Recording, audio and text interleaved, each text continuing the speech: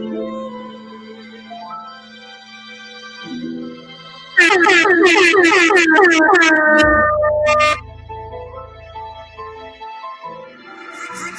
be slapping.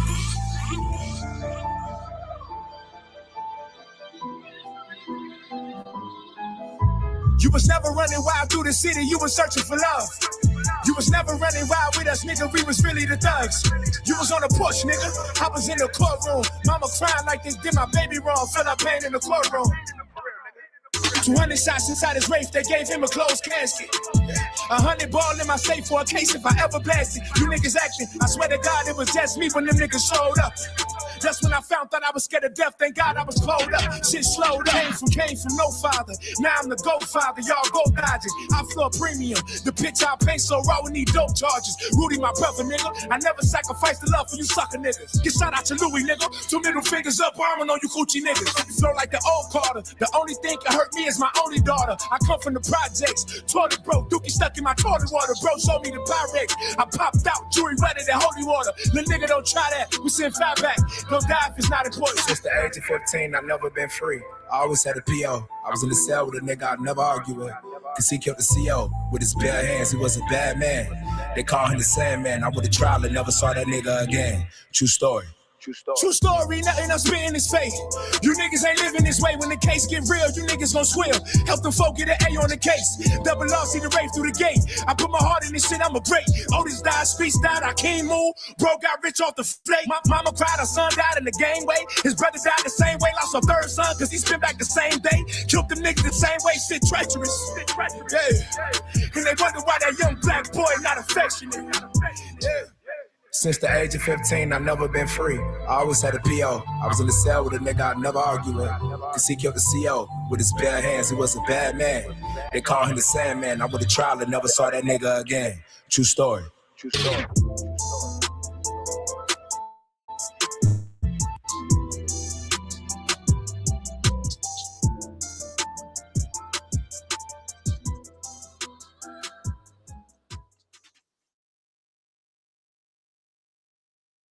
Yes, sir. Yes, sir. Yes, sir. What's going on, my beautiful people, man? What's going on? Welcome, welcome, welcome. Hey, man, wild ass Wednesday. We in the building, man. You feel me? Holding it down, doing what we do, how we do when we do it. You feel me? Hey, man, listen. Man, it's the 4th day of the strong. You feel me? How everybody doing? How everybody doing, man? You know, some of y'all call it, what they call it, hump day. You feel me? The midst of the, you know what I'm saying? The midst of the week. You feel me? Hey, man. You know what I'm saying? Hey, y'all, let's get to it. Y'all know how I like to start off every show. Man, let's keep everyone in our thoughts, our prayers, our views, and meditations. Once again, let's keep thoughts, our prayers, our views, and meditations. And lastly, family, let's keep everyone in our thoughts, our prayers, our views, and meditations. That's people we come in contact with on a daily basis, people we cordial with, our families, our extended families, and more especially our family right here on this channel, y'all. Secondly, don't forget to master these 5 key components of life. That's love, peace, respect, motivation, and inspiration. That's love, peace, respect, motivation, and inspiration. And one last time for those in the back, y'all, that's love, peace, respect, motivation, and inspiration. You feel me? And don't forget the most important part, man. You feel me? That thing that hold all them other Jones together, man, that's that support. So don't forget to sprinkle a little support on top, man, because a little support go a long, long, long, long, long way, y'all.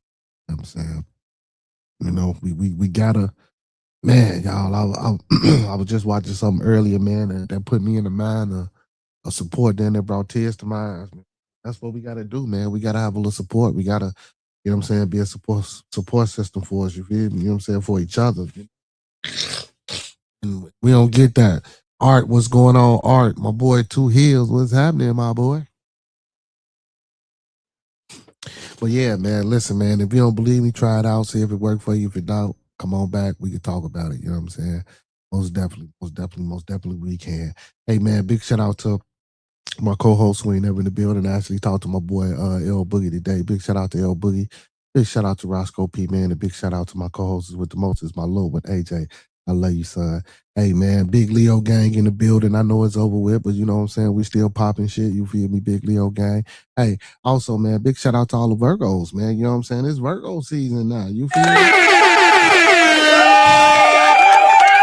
know what I'm saying? And then, look. And the only reason I'm gonna shout these Virgos off right now is because I'm on the cusp. So I'm like, you know what I'm saying? Fake Leo, fake Virgo type situation. You hear? You know what I'm saying? Well, yeah, but nah, but big for real, man. Big shout out to all the Virgos. Man, listen, I don't know for what astrological sign you, man. Big shout out to you, man. If you had a birthday that didn't pass between, you feel me, January and that, man. Yeah, happy big belated. You feel me? Hey, but yeah, man, but moving right along, man. You feel me? Appreciate everybody for tuning in, man. Don't forget to hit that like button as you come into the building, man. You feel me? You know, I try to update and you know what I'm saying, keep y'all abreast upon, you know what I'm saying, current events, old events and new events, you feel me? Or future events rather.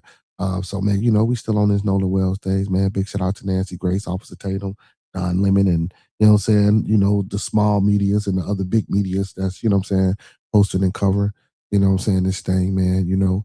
Hey, and also, man, I was watching some, man, listen, I'm telling y'all, I was also watching something too, man, about a person and their feelings in their heart, about some things that were wrong. And a judge and other people were trying to tell, and her lawyer friend was trying to tell her, you feel me? This is the law. This is how things go. You can't just, you know what I'm saying? And it's crazy mad though, like man, because we don't understand, bro. And that's why I be, and so, and I be feeling my little bro Two Heels when he be talking this talk, right? I feel him, but man, you know, man, but he right though, man. Like we in a system that ain't ours. So, and we ain't trying to get to you feel me about that, but you know what I'm saying? We just got to work on it, man. Learn the law. You feel me? Just work on it and shit. You know what to do and what not to do. So choose to, you know what I'm saying? But anyway, you feel me? But yeah, man. Hey, little bro, make sure you put the link in the chat too, man. Make sure y'all tap into Two Heels STS, man. Where we talk all things WWE, man. Where we do PLE watch alongs and we talk all things SmackDown and all things Raw. So if you're a WWE fan, man, make sure y'all tune in, tap in, and check us out, man. Big shout out to Wes, big shout out to J Dub, big shout out to Nike fam, you feel me? And big shout out to yours truly, man. Make sure y'all go tap in to Two Heels STS. Yeah, man. Oh man, little bro too. I'm trying to get that. I'm trying to link us up with the ATD with the ladies that do. You know what I'm saying? They watch alongs and stuff too. You feel me? So I'm just trying to situate some shit. You feel me? You know what I'm saying? Trying to see what's happening. Oh, also too, man. Make sure y'all tune in this Friday, man. You know what I'm saying? I'm gonna have Boo London in the building, man. Make sure y'all go tap in, tune in, check him out. He was on the debut. You feel me? You know what I'm saying? He gonna bless your boy with a, you know what I'm saying, with an interview type situation. You feel me? So man, I'm looking forward to that. Hope y'all are too. So make sure y'all tune in Friday, 9 p.m. Central Time. You know what I'm saying? 8:28. Y'all see the date.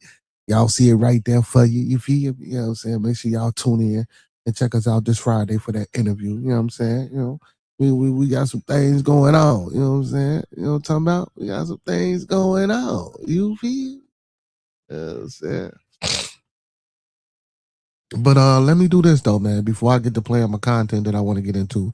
You know what I'm saying? But we're gonna get into some more Nolan Wells, man. I know people be tired of it, man. But look, I like to just keep people abreast and you know what I'm saying, abroad of what's going on. Just like yesterday, man. The situation yesterday that I played about the young lady, man, who was on the live, you know what I'm saying, in our house in the middle of the woods type situation, and the husband ain't a suspect. That shit seemed mighty peculiar to me. And we gonna still float in the breast on that as well. We gonna keep y'all up in the tune on that as well. But let's get to this, man. So the thoughts, views, and opinions of Bearded Conversations are the thoughts, views, and opinions of me tonight. Once again, the thoughts, views, and opinions of Bearded Conversations are the thoughts, views, and opinions of me tonight. I don't mean to hurt, to harm, or to offend.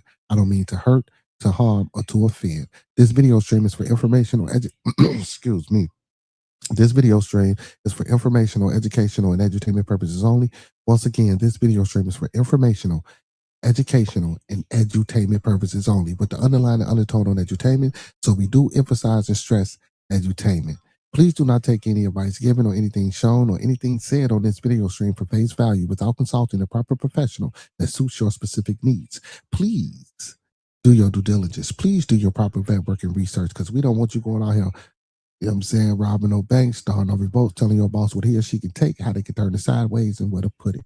You know what I'm saying? We don't want you blaming that on us. Oh, and also, man, don't forget, like I always say, you feel me, to get that second, third, fourth, fifth, and sixth opinion. You know what I'm saying? After you do your proper vetting, after you do your due diligence, and after you do your own research, you know what I'm saying? And you know you're going down the proper channels to do it the right way. You feel me? Get that second, get that third, get that fourth, get that fifth, get that sixth. Dig. Knowledge is infinite. You know what I'm saying? So don't stop. You know what I'm saying? Keep striving. I don't know for what it's about, man. If it's about the law, if it's about biology, if it's about chemistry, it's about whatever. You feel me, man? Keep that research, keep that brain fresh, man. You feel me? Because, you know, new things come out all the time. And, you know what I'm saying? You can find things that can be innovative. And you feel me? So, man, you know, learning is a process. You know, learning is evolution itself. Science is evolution within itself. You feel me? So, man, just stay attuned, stay abroad, stay abroad, and have an open mind. You know, a lot of times when, you know, we have a lot of these broadcasts and I'm talking about certain things, you know, and people, you know, think it's a challenge or think it's, you know what I'm saying, some type of conflict or a situation that we trying to bring about. No, man, you feel me? You know, it's just a good conversation, good discussion. You feel me? Trying to have good intellectual discourse or just discourse period, man. You feel me? To just keep us fresh, you know what I'm saying? You know, and also, man, you feel me? You gotta have an open heart mind to things, man, and eyes as well. You feel me? You know what I'm saying? You can't always be closed minded. I know it's hard, you feel me? Because a lot of people are closed minded. You know what I'm saying? Till shit hit home or to something smack them in their face, you know what I'm saying? So I do understand that as well. But excuse me, y'all, man, I'm in the nasally. Man, my allergies flaring up. What's going on, Dr. Chocolate? We got the beautiful Dr. Chocolate in the building. Hey, man, listen. Hey, I was talking about Doc the other day, man. Like I was telling y'all, man, some of the female ladies and things that I like to watch and that I mess with on YouTube as far as content, man. Dr. Chocolate is one of them. You feel me? You know what I'm saying? Dr. Chocolate. But let's get into this content, man. Let's get into this new situation about this Nolan well. So supposedly, y'all, the granddaddy supposedly was on the island. You hear me? Was on the island. Oh, okay, there we go. Well, let's get to it. Let's see what she talking about. Bombshell. A witness tells us tonight, I went with Nolan's mother to the coroner's office, and this is what I saw. Good evening. I'm Nancy Grace. This is Crime Stories. I want to thank you for being with us.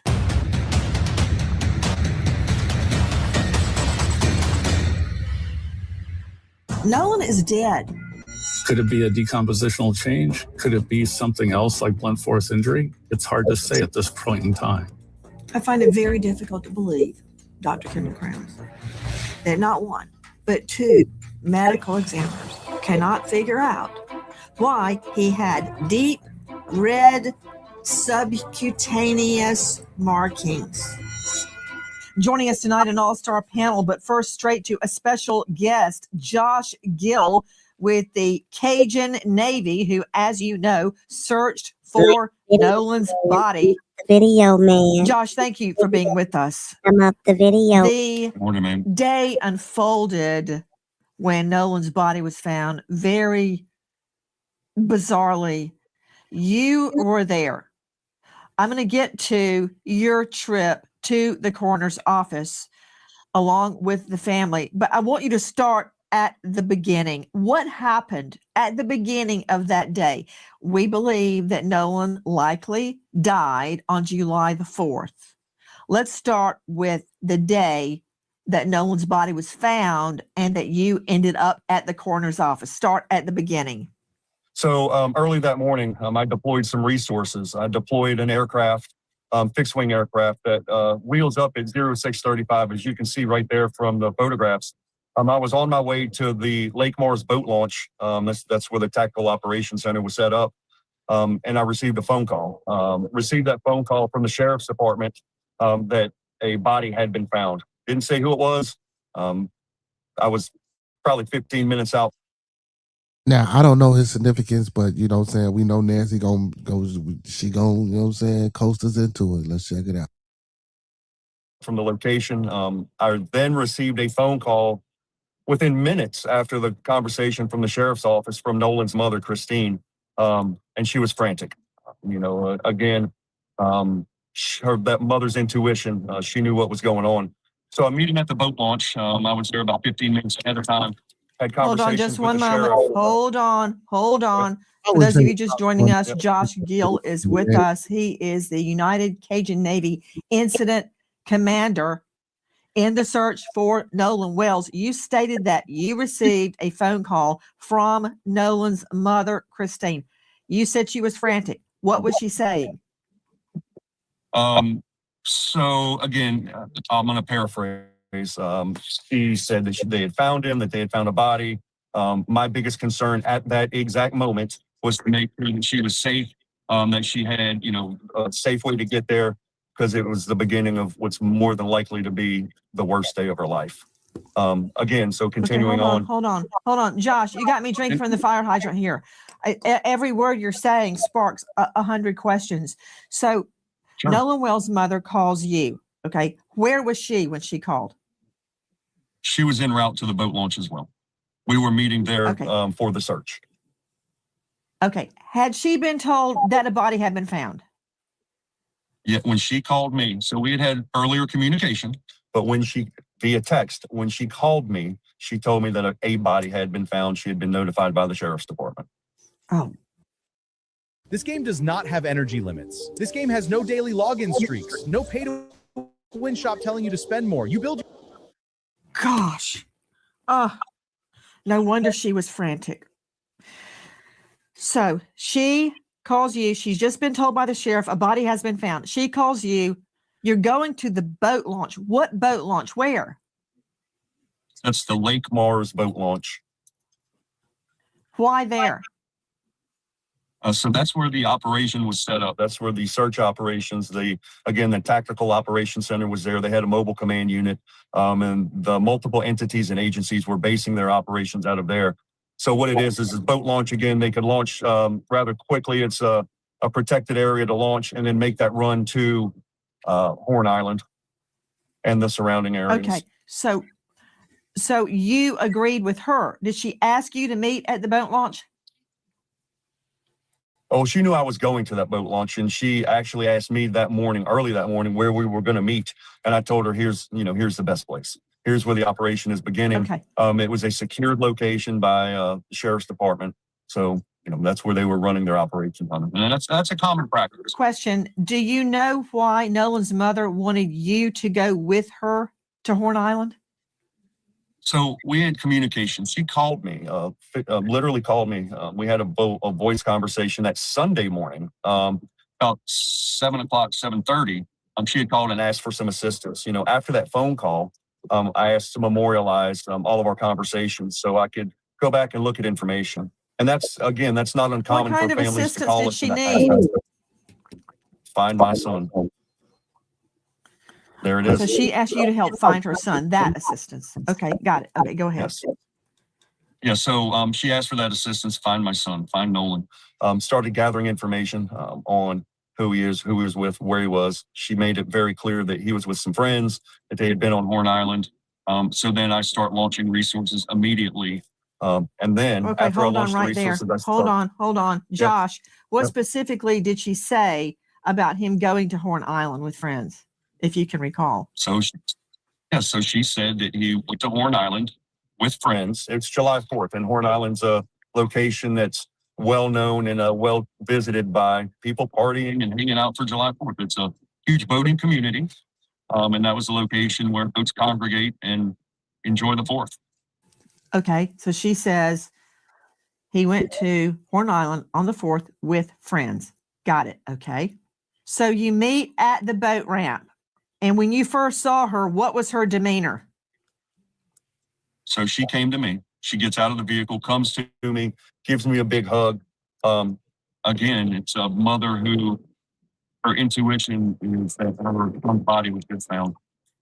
So obviously sad. According to what we learned, the moment she gets out of the vehicle, she runs straight to you and is hyperventilating. Absolutely. She came straight to What me. happened? I mean, 20 people. She gives me a big hug and starts crying. And look, I'm a softie. I started crying with her. And we literally sat in the parking lot on the ground in the gravel for probably 15 minutes. And we had some pretty deep discussions. She cried. I cried with her, and her husband was there as well. And I want to say this, that he's a very stoic individual, and he stood there with his hand on both of our shoulders and was a part of everything. It was one of those moments you don't forget. What was she saying? What was she saying? I mean, in a moment like that, how do you console a mother, Josh, that has been told by this disembodied voice on the phone, we found a body? I mean, what was she saying? Did she not want to believe it was Nolan? Did she believe it was Nolan? At this point, she had not ID'd a body yet. Nobody had identified that this was Nolan. Was she holding out hope? What was going on? She knew. Again, mother's intuition is strong. It's very strong. In her heart, she knew. As far as what she was saying, why is always the question. She asked God, why? And the rest of the conversations were just, memories real quick. And I'm assuming everything was just flashing in front of her eyes because, again, it's the beginning of the hardest time of her life, losing her son. I would say just to console her and to help anyone who possibly could. What was the dad saying, if anything? With over 30 different Nixons, it's easy to show off your sweet side with a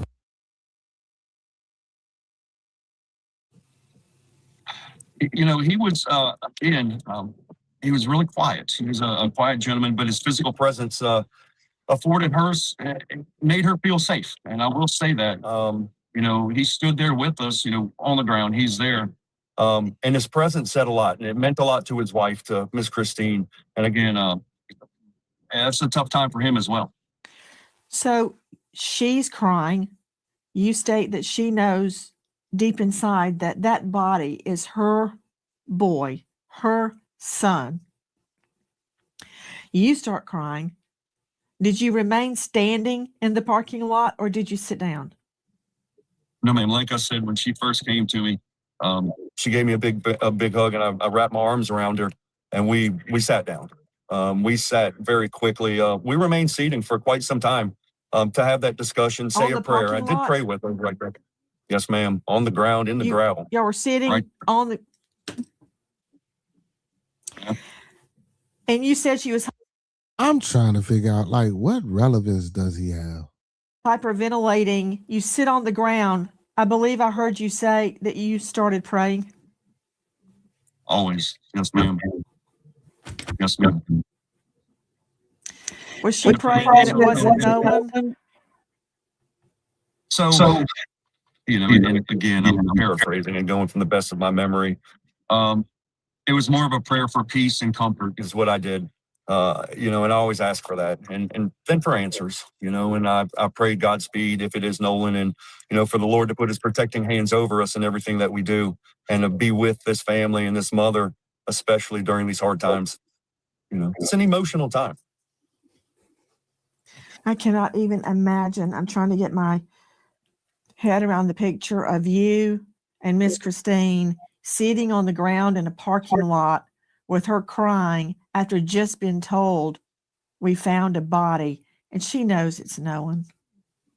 Oh, sure. I thank God that you were there. I thank God that you and Nolan's dad were there to help her. I don't know how she even stood up. How did you get her to stand up? So it was about 15 minutes we were there on the ground, and a couple times the sheriff came up and he saw what was going on, and the sheriff's staff, and they understood that it was one of those moments where we need some space. She finally, and I hate to say she caught her composure because it was an emotional time for me as well as the father, and we stood up and the sheriff came over and, he started discussing what the process would be. Yes, ma'am. Absolutely. I don't know how she even stood up. Okay, so you help her up off the ground. Yeah. Okay, then what happens? So a family and friends started to arrive, and the security let them in, and the sheriff came up, and the sheriff again, he had to help deliver that news, that a body was found and do his formal, and I hate to say notification because at this point he didn't say if it was Nolan or not, but he explained that a body was found and where they would be bringing that body to. And from there, the family gathered, and it was, I'd say, a matter of 15, 20 minutes maybe. We were then escorted. Christine asked me to accompany them to the coroner's office, which I was extremely honored to do so. And then the sheriff's department escorted us to that coroner's office. Can I ask you something, Josh? When the sheriff came over, was it the sheriff or a deputy sheriff? It was the sheriff. The sheriff. He comes over Yes, and formally tells her what she was already told on the phone. A body has been found. Had the body already been taken to the coroner's office? It was en route. So he was en route to the coroner's office, and he told us, he told Christine, here's what's going on. Here's where you need to go for further information. And again, extremely professional, extremely polite. And the biggest word I can use was he was compassionate. His staff was extremely compassionate. I can't take that away from him. How was she at that moment? Was she just numb? Did she ask questions, or did she just stand there and take it? What was her response to the sheriff coming over face to face telling her we found a body? Because, a lot of times, this from all of the bodies that you have helped recover. Guys, joining me is Josh Gill. He's our special guest tonight with the United Cajun Navy. He's the incident commander, and he was in on the search for Nolan from the beginning. And he went to the coroner's office along with the family, along with the mother and the father. So when the sheriff was, I guess, formally delivering this to her, a lot of people, when they hear it on the phone, they don't want to believe it. I didn't when it happened to me. I thought, did I get that wrong? So he comes up and tells her to her face, and there's no way to mistake what he's saying. He's right there in front of her. How did Miss Christine respond? Just as any parent would respond. Tears, shock, disbelief, I think are some good words. But again, I don't want to take away from the compassion and the professionalism of the sheriff's department at that point. And there were more people coming up, right? And at that point, the sheriff had conversation with the mother again, and the family, and just explained the process on what was going to happen next as far as where Nolan was going. And then moving from there. But I do want to add that, during these conversations, I reiterated to the mother and, Mr. Elmore, that Nolan will be treated with the utmost dignity and respect through the process. I wanted to explain that because that's something that parents always need to hear. Family members, that their loved one will be treated with dignity and respect. So you guys make it to the coroner's office. What happens when you get to the coroner's office and Nolan's body is already there? Correct. So we go to the coroner's office, we sit down. The coroner, he comes in, rather quickly, 10, 15 seconds once the table was filled with all the people, family members, friends, myself. What table? Were you in a conference room? Yes, ma'am. Yes, ma'am. A conference room gosh. table. At the medical examiners or coroners, everything is so sterile. And everyone I've ever been to. So this was like an office conference room. You walk right in the door and there it was. Didn't really have that feeling of a coroner's office, if that's fair to say. More like a business office conference room. He walks in, very polite gentleman, very professional, well-spoken, soft-spoken as well. And, basically said that, they found a body, and from initial appearance, he identified him as Nolan. He did want to take a DNA swab or get a DNA sample from the family just for, further confirmation and for, I guess, record keeping, whatever it was. But then he also, she asked about the condition, and he went into, there were no immediate signs of foul play. Okay. To me, again, my opinion in hearing this is, no signs of blunt force trauma, or any, I don't know what the word I'm looking for is, any, signs of foul play, what we would consider that. Well, I guess they hadn't seen that big red mark on the back of his occipital yet, underneath the skin. And I take it at this juncture, And I don't even think they really gonna ever find out what this is. Josh, his throat had not been dissected to look for potential subcutaneous bruising. So Sure. you're telling me that from a cursory look at Nolan Wells's body, there was no sign of foul play, such as a stab wound or a bullet wound or bruises, deep gouges on the head. That, in my experience, having tried so many homicide cases, I cannot count them, is what you get from a cursory look at a body. Julie, what Would up? you agree? Boy? So correct. I'm not a medical examiner nor a coroner.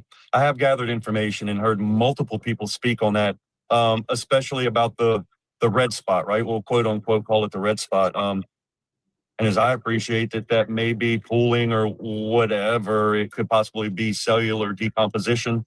Again, I'm not a medical examiner or a coroner, but I do know what the coroner said at that immediate, that first meeting with him. Let's get back to what happened in that conference room. So you're there, the mom's there, the dad's there, the coroner comes in, very calm, very soft-spoken, and tells Miss Christine that he believes it's Nolan based on physical appearance and description. Is that correct? Yes. Yes, ma'am. What was her reaction?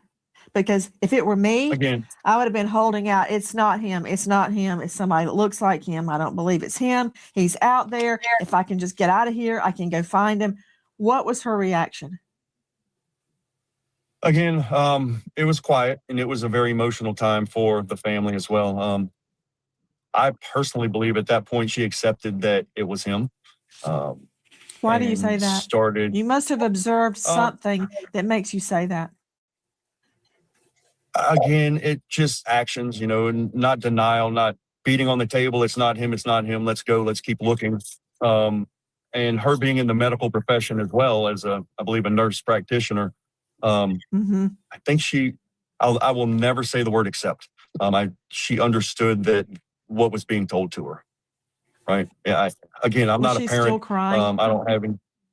Absolutely. She still cries to this day. And look, so I want to make this very clear to everybody that I support Christine and what she's doing. There's not a playbook that's written for a grieving mother who doesn't know what happened to her son. And I truly hope and pray every day, as well as my organization does, that she finds peace and comfort and she's able to accept. And you know what else, Josh? Whatever the results are. I don't know. Yes. How this would have unfolded if it had not been for the United Cajun Navy. I'm just putting that out there. For some reason, y'all have been gotten so much hate, but you guys were out there at the get-go. You're the one that went with Miss Christine to the coroner's office. You were there. You're the one. Okay, I see what Nancy doing. Nancy playing a little bit cleanup for the United Cajun Navy. Okay, I see. One that helped her stand up off the ground when she was sitting on that pavement crying. That was you, United Cajun Navy. Yes, ma'am.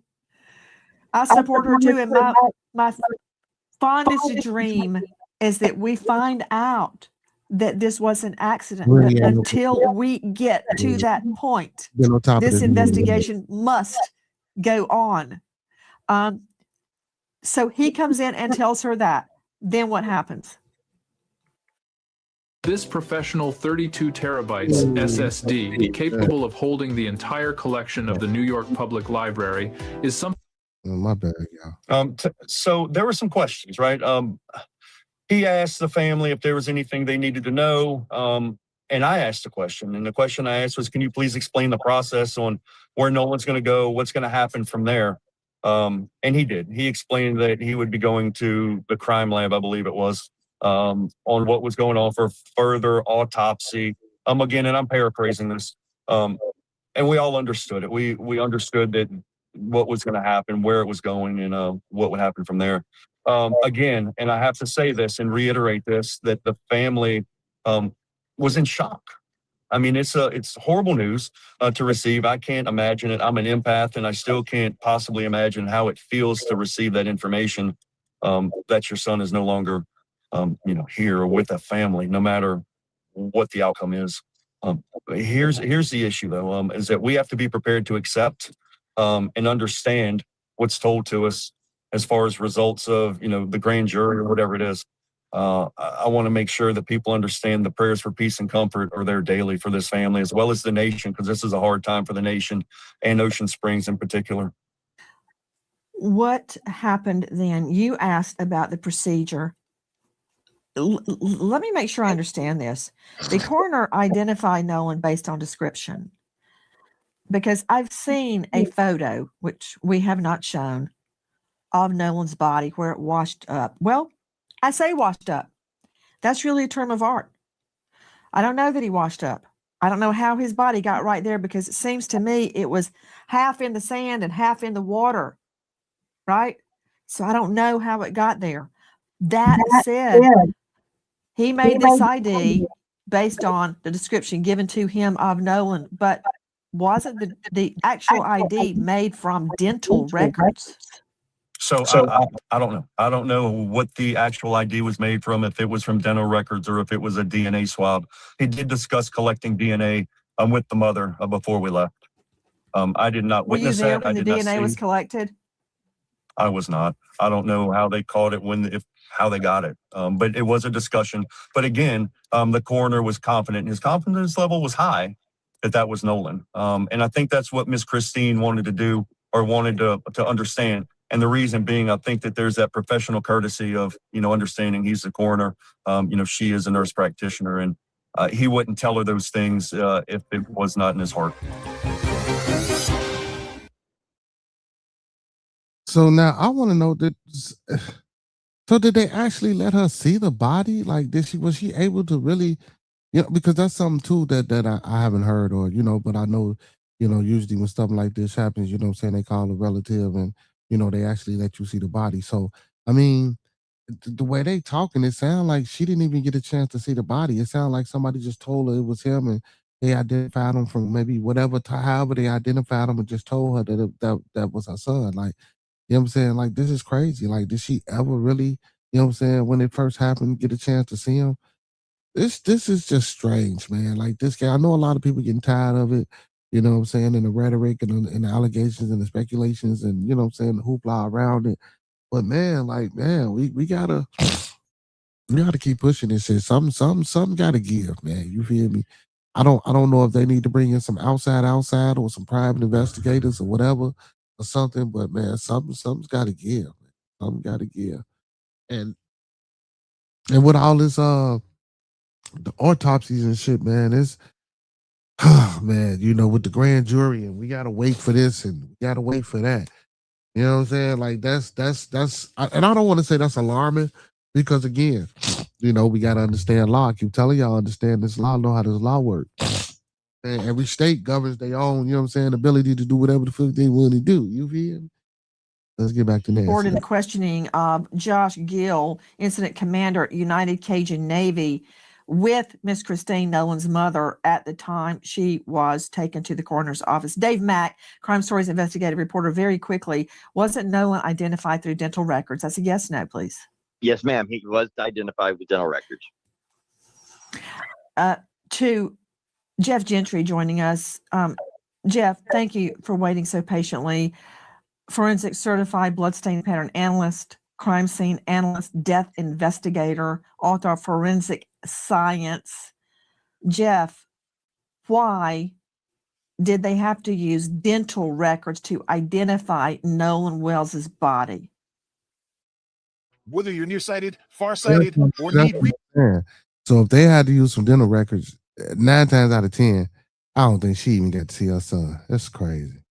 Nancy, usually dental records are used when other forms of identification cannot be utilized. So the first thing that we always try to do is to visually identify somebody. And if you have family there or friends or an ID, something to reference to visually identify the person, then that is the first step. So just getting a general idea of who they are. Then you want to move to a scientific form of identification.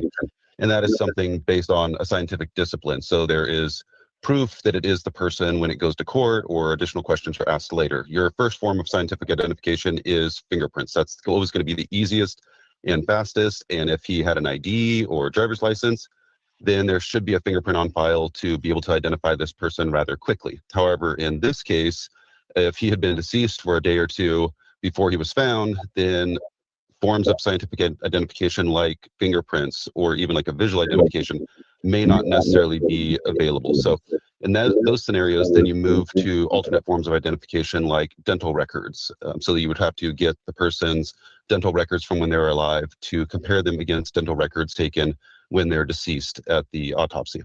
The last form of identification that's used, which is the most expensive and most time consuming, would be DNA. However, if you're going to take this case to court and it's going to be tried like a homicide, then you would probably want to use a form of identification like DNA because it's much more solid. You can verify with percentages how likely it is that the person is who you believe they are. So that's why dental records were most likely used in this case versus something simple and fast like fingerprints or visual identification. Judge Gentry can be found at evidenceoverassumption.com. Jeff, my takeaway from what you just said is they could not make a visual identification and they could not use fingerprints. You said those were the first two choices, then dental, then DNA. Why would they not be able to make a visual ID? I'm assuming because he was outside and in the elements for a day or so. It's hot, it's July, it's very warm weather. However, in most cases where I have seen drownings where the person is underwater for a period of time, their body is pretty well preserved. Unless we're talking about like multiple days, weeks that this person is underwater, usually the water is cooler temperature. And if that person is face down in the water or completely submerged, their body is pretty well preserved until they surface. Usually a body after a couple of days surfaces. So I'm really surprised that he was on the shore. I've never personally investigated a drowning case where a person just ends up on the shore, especially if there's not a strong current or waves. Usually in bodies of water, the person will stay in pretty much the location where they go underwater if it's. That's why they say them boys might have came back and dropped their ass off, and he wasn't always there because you know the what you call it and then here we go now here we go because just listening to him. And I remember earlier on the previous episode, I told y'all like, man, when that letter came out about how the young lady was saying, or whoever wrote the letter, I don't know if it was a young lady or not, but somebody wrote a letter saying that, you know what I'm saying, that you know what I'm saying, they people had some property and they had to put them somewhere to try to keep them from decomposing, but it was hot, so he started decomposing fast because they had him out already. Man, it's and again, I ain't listen. I'm not saying any of this is true, but I'm just putting pieces of the puzzle together from the letter and what he's saying and shit like that. Again, we don't know these allegations, but I didn't know that she didn't get a chance to see him saying her son's body, or she couldn't identify him. They had to do it from dental records. That's crazy. Witnessed. They don't usually move around much after they have submerged or gone underwater. So to me, it's very concerning that he was on the shore, or that his body surfaced that quickly. But that's what I am guessing is why they couldn't do an immediate visual identification with the family or even fingerprints. So I would really like to know more about the condition of the body. That's what I am assessing as a death investigator when I respond to a scene. So there should be a death investigation report from a death investigator who has experience looking at bodies and has experience examining these type of things to show exactly what his condition was when he was found. And if the body is decomposed more than what you would normally expect in a drowning case, that should be a big red flag. That's something that you definitely need to look into further. So you're saying, let me follow up on what you just said. You find it odd that he was quasi on the shore. You also stated that location where the body is found is typically where they went under. You also said that the body must have been too decomposed to make a facial ID. I did not hear an explanation as to why fingerprint ID was impossible. Fingerprint identification would be impossible if the hands were dried out to an extent where they can't be fingerprinted. Sometimes people that are underwater, or if the hands are underwater, the skin, just like if you're in the bathtub for a prolonged period of time, the skin ends up looking the same way.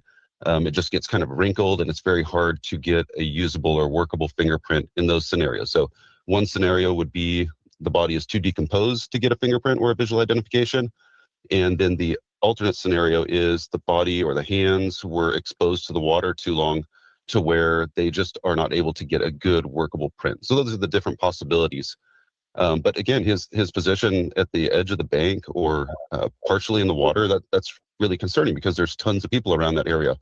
If he was in that position or on the shore decomposing for a day or so, why did nobody see him? Those would be my type of questions that I would ask if I were a death investigator responding to this scene. Jeff, I'm looking right now at the photo of his body. And it's about, the beach is flat. And I would say it's about 3 to 4 feet from where there's nothing but sand, no water. It looks like it's at just as the water is starting, like you could walk in it very easily and your ankles may not even get wet. He's not out in the water at all. This is what would crawl out of you if you drank 2 tablespoons of this disgusting African herb every day for 2 weeks. After your That don't mean you can't get out though, Nancy. What I do? He's on the beach and on wet sand. That's the way to put it. It's wet sand. He's not out in the water, Jeff Gentry. What does that mean, if anything? That's really abnormal. I would have a ton of questions in that case. I would wonder if there's no waves, no strong current, why is that body up on a shore? How did it get there? And just like when we were looking at blood evidence or other forms of evidence, if something is in a certain position within a scene, you have to question how it got there. I have investigated a lot of deaths, bodies in canals, rivers, lakes, large bodies of water, never really near the ocean to where you would expect somebody to wash up to shore. But in these cases, even though there's strong current, waves, large bodies of water, I've never really seen bodies up on a shore, especially up out of the water enough to where they could decompose significantly to where they can't be identified or can't be fingerprinted. So that would be a very big question that I would have in this case is, with the absence of waves, with the absence of a strong current, how in the world did this 19-year-old man end up on shore out of the water? Josh, I'm going to pick back up with you and Nolan's family at the coroner's office. He's a professional, right? You disagree with Jeff's characteristic. Explain. Wind, wave, tides, currents. If you look, there's also there's some pictures, some aerial pictures that show driftwood way on the beach.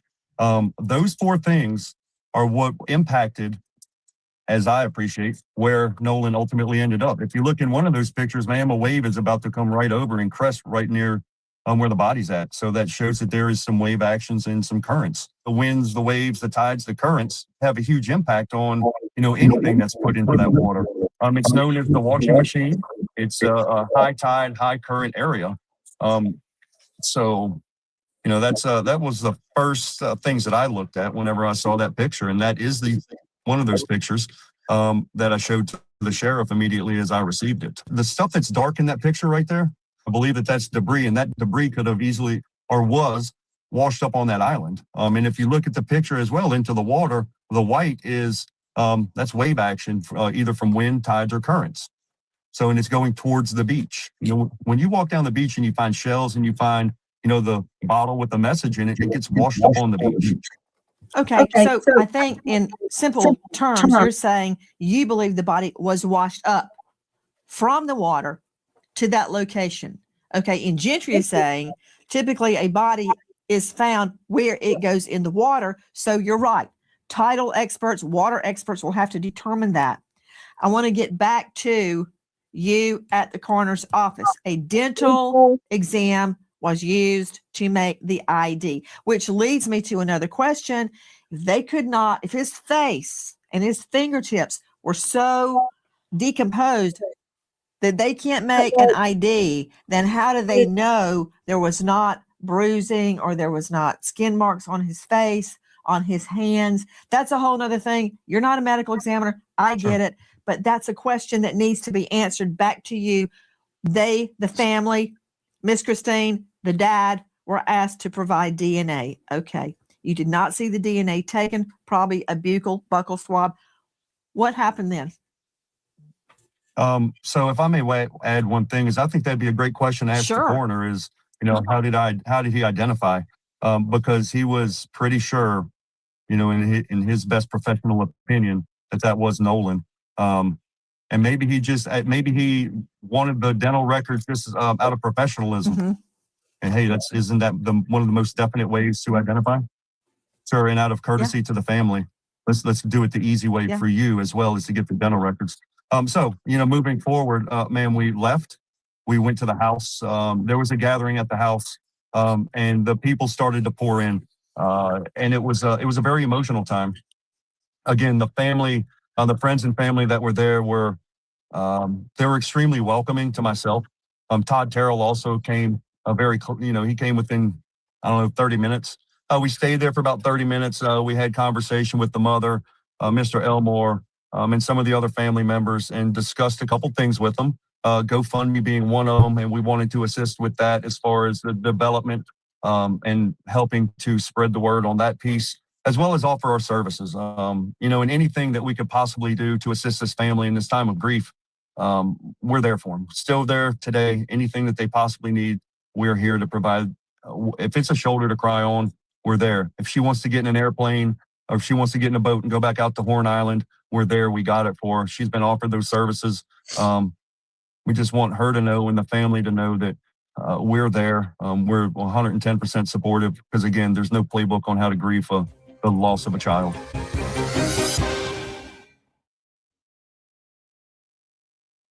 I'm 52 years old. Last month, I caught my wife crying in the bathroom because I couldn't.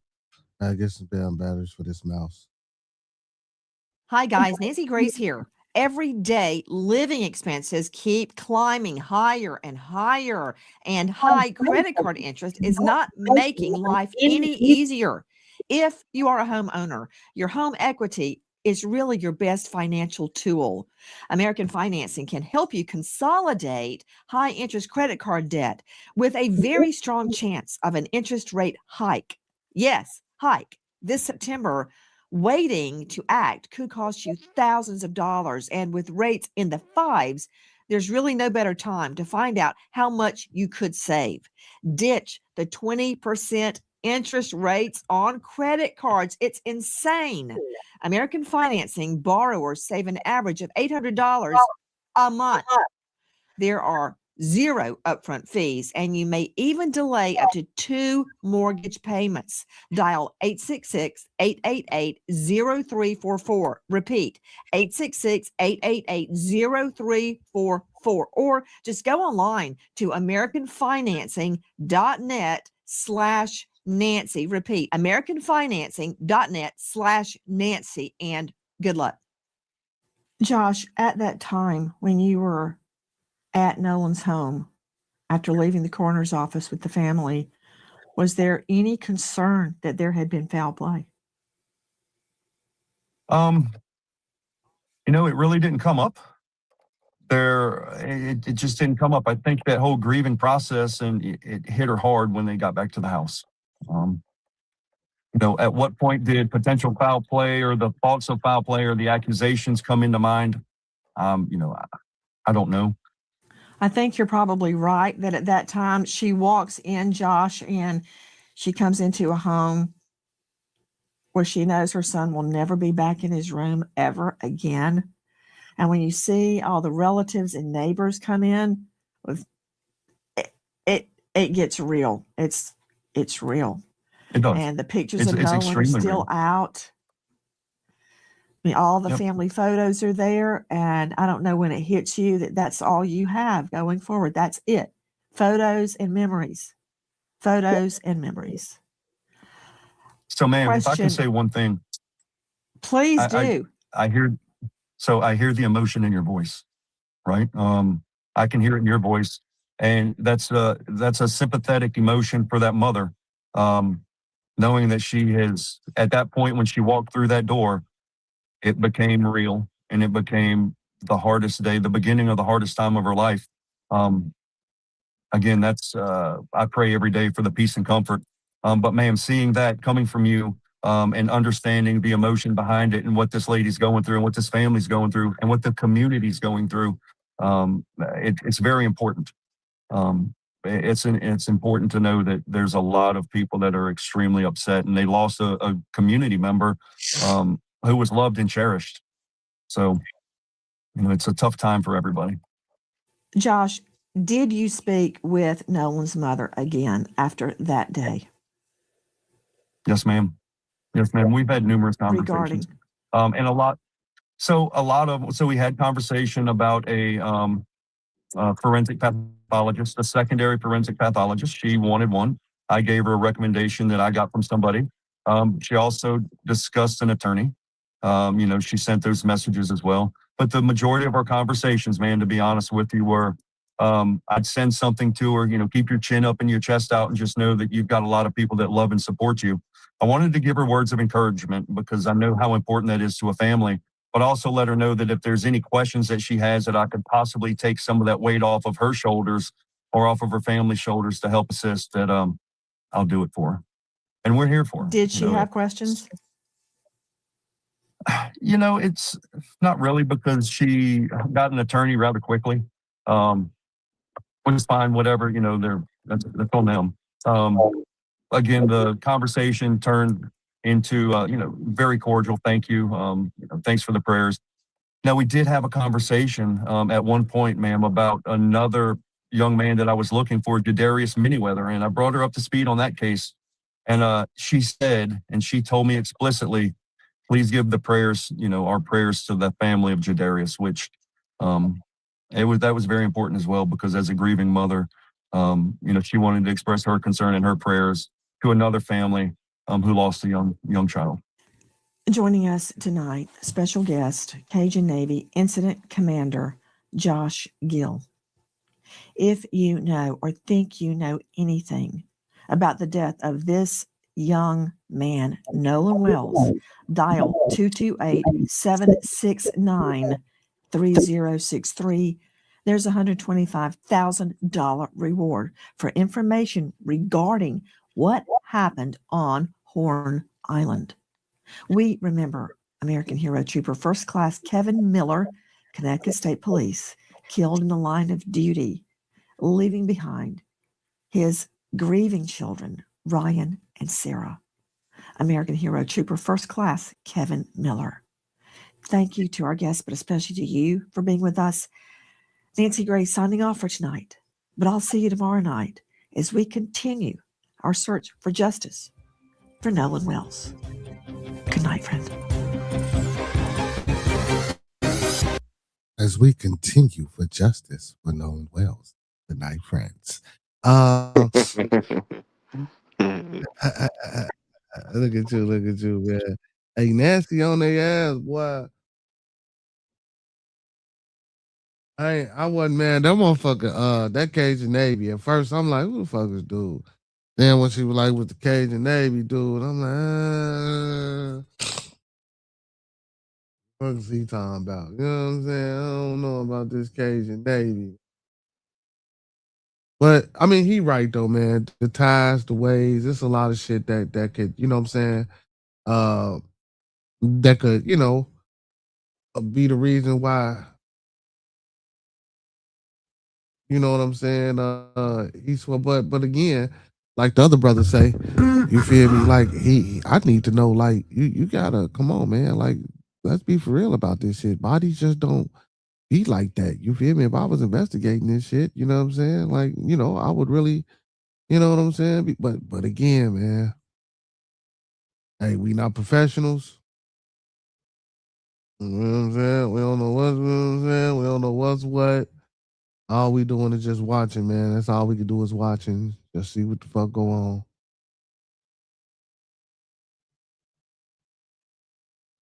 All we can do.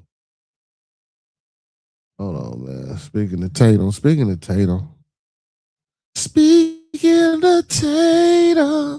Hey, Hurricane. Hey, man, look, listen, don't be a hater all your life, man. Listen, man, you know my voice is melodious, man. Look, man, you ain't gotta be like that, man.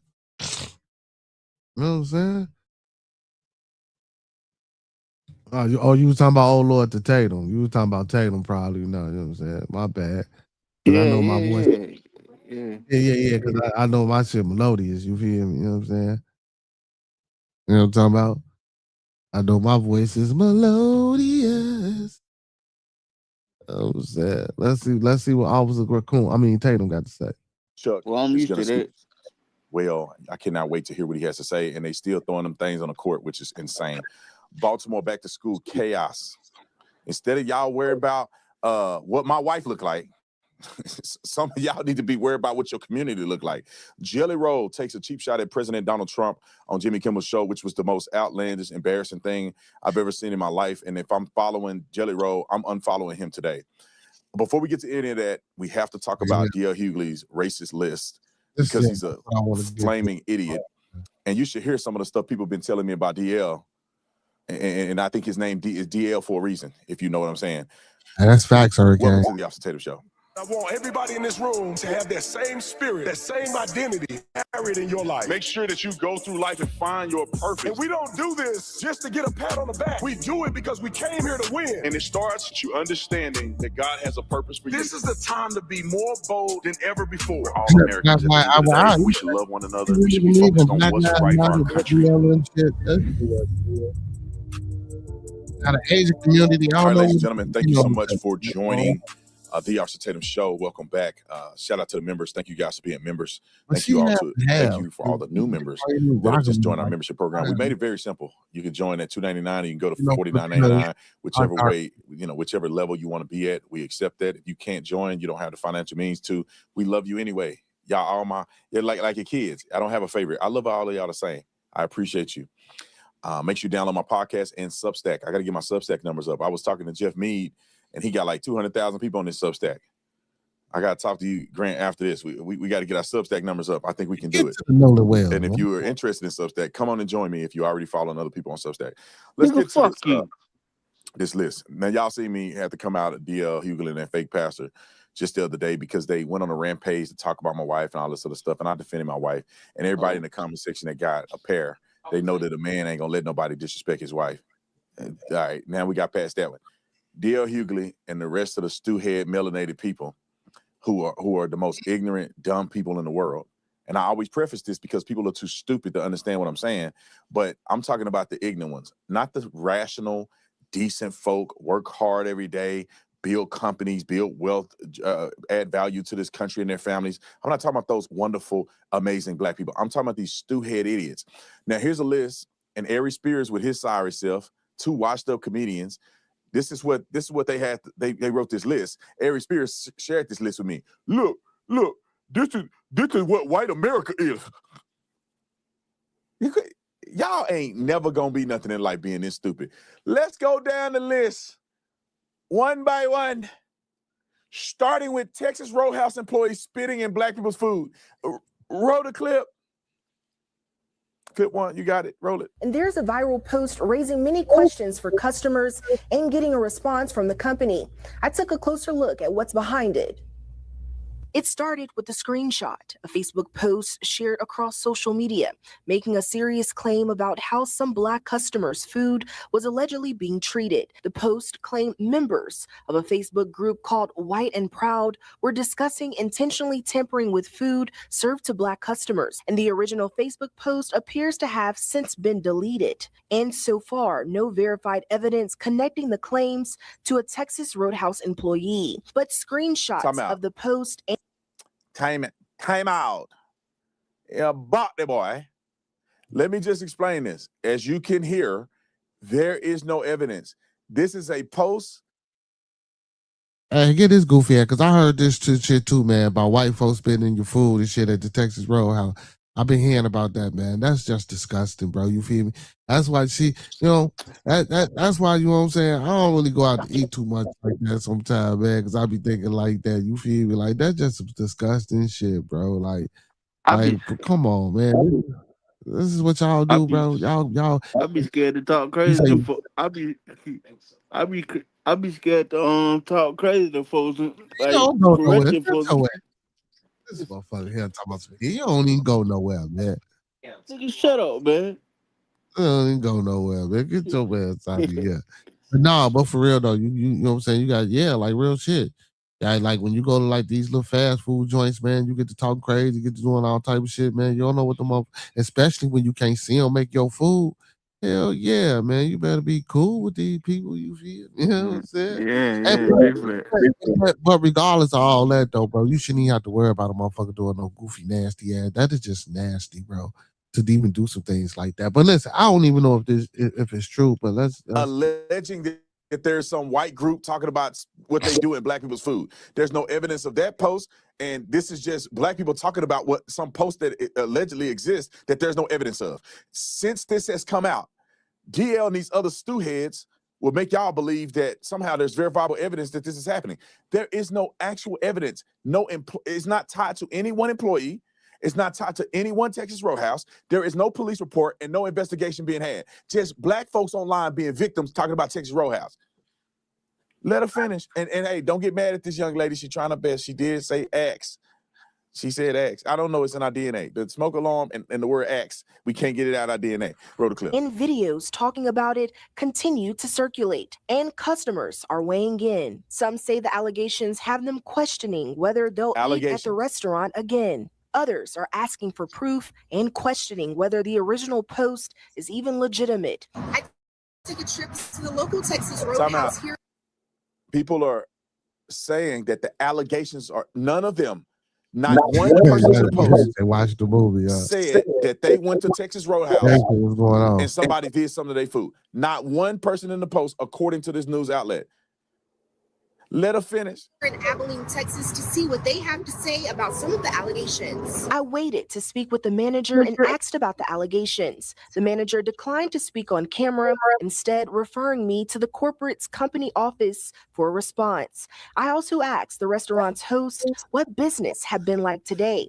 He told me it wasn't very busy, describing it as, quote, pretty slow.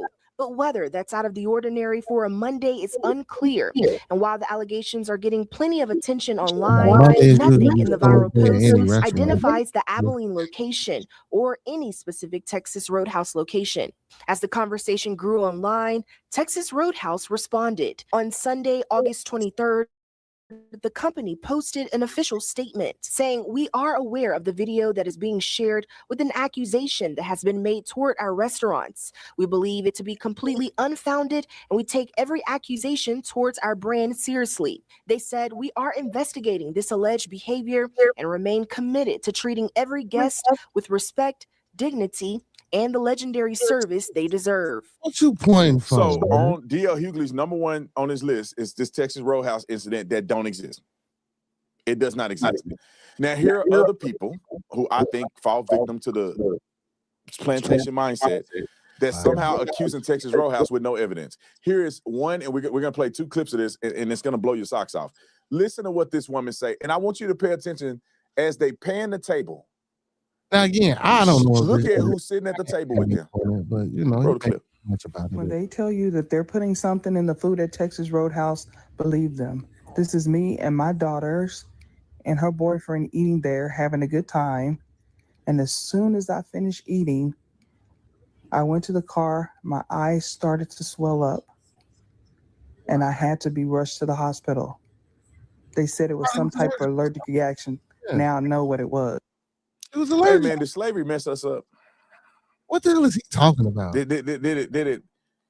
I don't believe that it did, because we had a lot of great, successful black people that have come from slavery. But I wonder what's happening to black people in their mind. Why is this woman and her daughter is dating a white man? They all went to Texas Roadhouse together. What that got to do? This woman can't just say something. I got an allergic reaction to something. That why is it got to be pertaining to something involving race when you have no evidence that it's race related? You didn't show the manager. Hey, first of all, he's a goofball. The lady didn't say shit about race. She said they put something in the goddamn food and she had to get rushed to the hospital because she started swelling up. That's all the fuck she said. Now, if you play anything further to the clip or whatever, because again, I didn't hear her say shit about no race. All she said is they put something in the food and she swelled up. Like, what the fuck is he talking about? What's wrong with black people? That's, first of all, that's just one individual. And every black motherfucker ain't online talking about this. I only mention this shit because he just mentioned it because I had heard about it, but I didn't deem it worth. You know what I'm saying?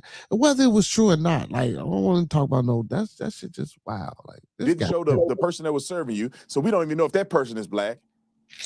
And why can't you just be normal? Why your daughter dating a white boy, and you want to make it a big stuff about race? Why can't y'all just be normal? What? First of all, she didn't say shit about race, and what the fuck do her daughter dating a white man have to do with her getting sick? All right, here go another.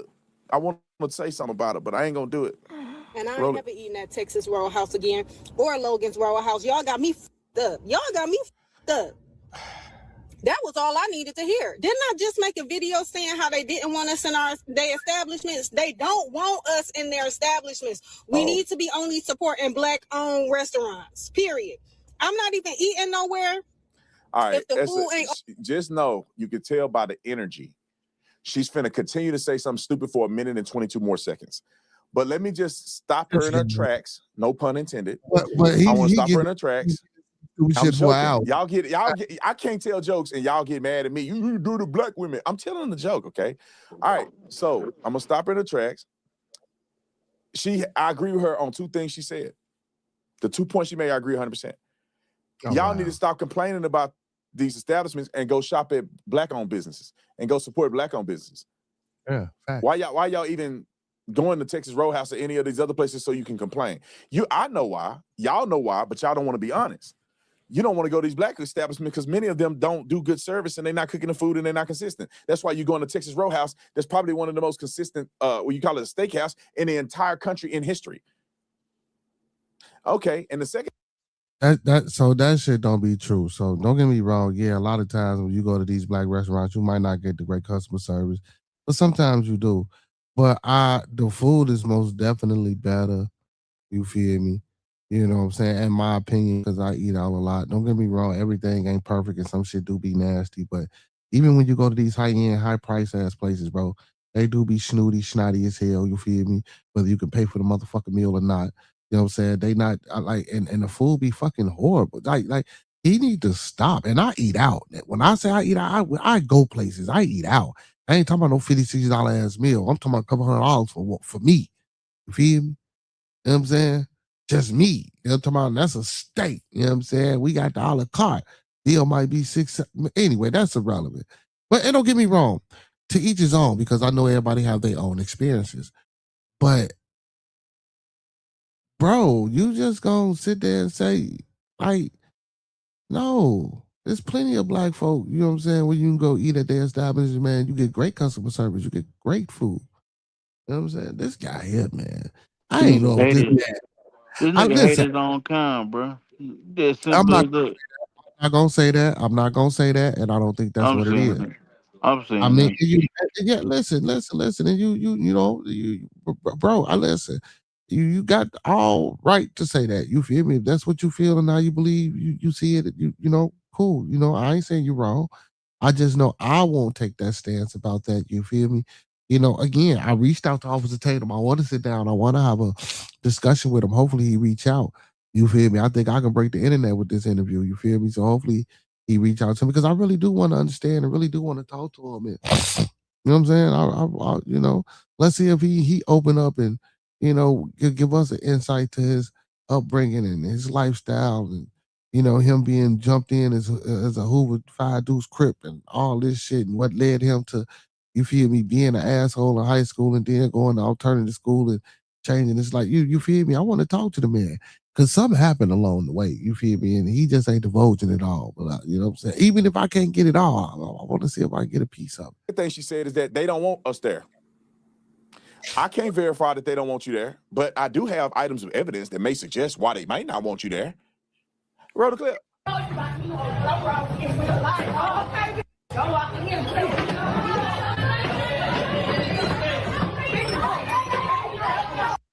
See, again, that's not her. So you showing a clip of somebody else saying that's why they don't want, like, and don't get the fuck, man, stop it, man.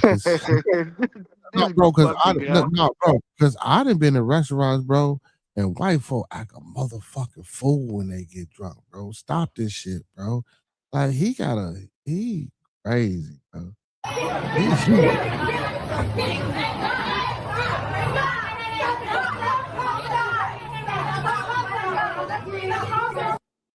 Now I'm not saying now, mind you, yes, this shit here is a fucking 1,000,000% sad that we don't know how to just like let shit go, bro. Y'all out eating, sit y'all motherfucking there, men included, bro, because you know fellas do. But come on, man, y'all women, bro, like y'all man, whatever it wasn't that motherfucking serious, bro.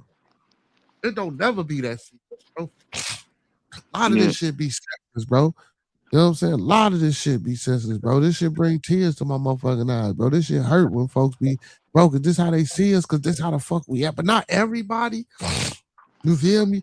But that one time, you know, they got the fucking ability to make it seem like it's everywhere. It's at all times. It's every motherfucker that you see that look like this. You know what I'm saying? Just on one clip. Yeah, but like you said though, man, it's a white woman do that. A white woman do that every other day, man. I see it. I mean, I see it on camera. I see it on video, bro. It ain't just us. Like you said, on. Yeah, that's true. All right, y'all. So this is one. Next one. Let's go to the next one. Just tearing it up.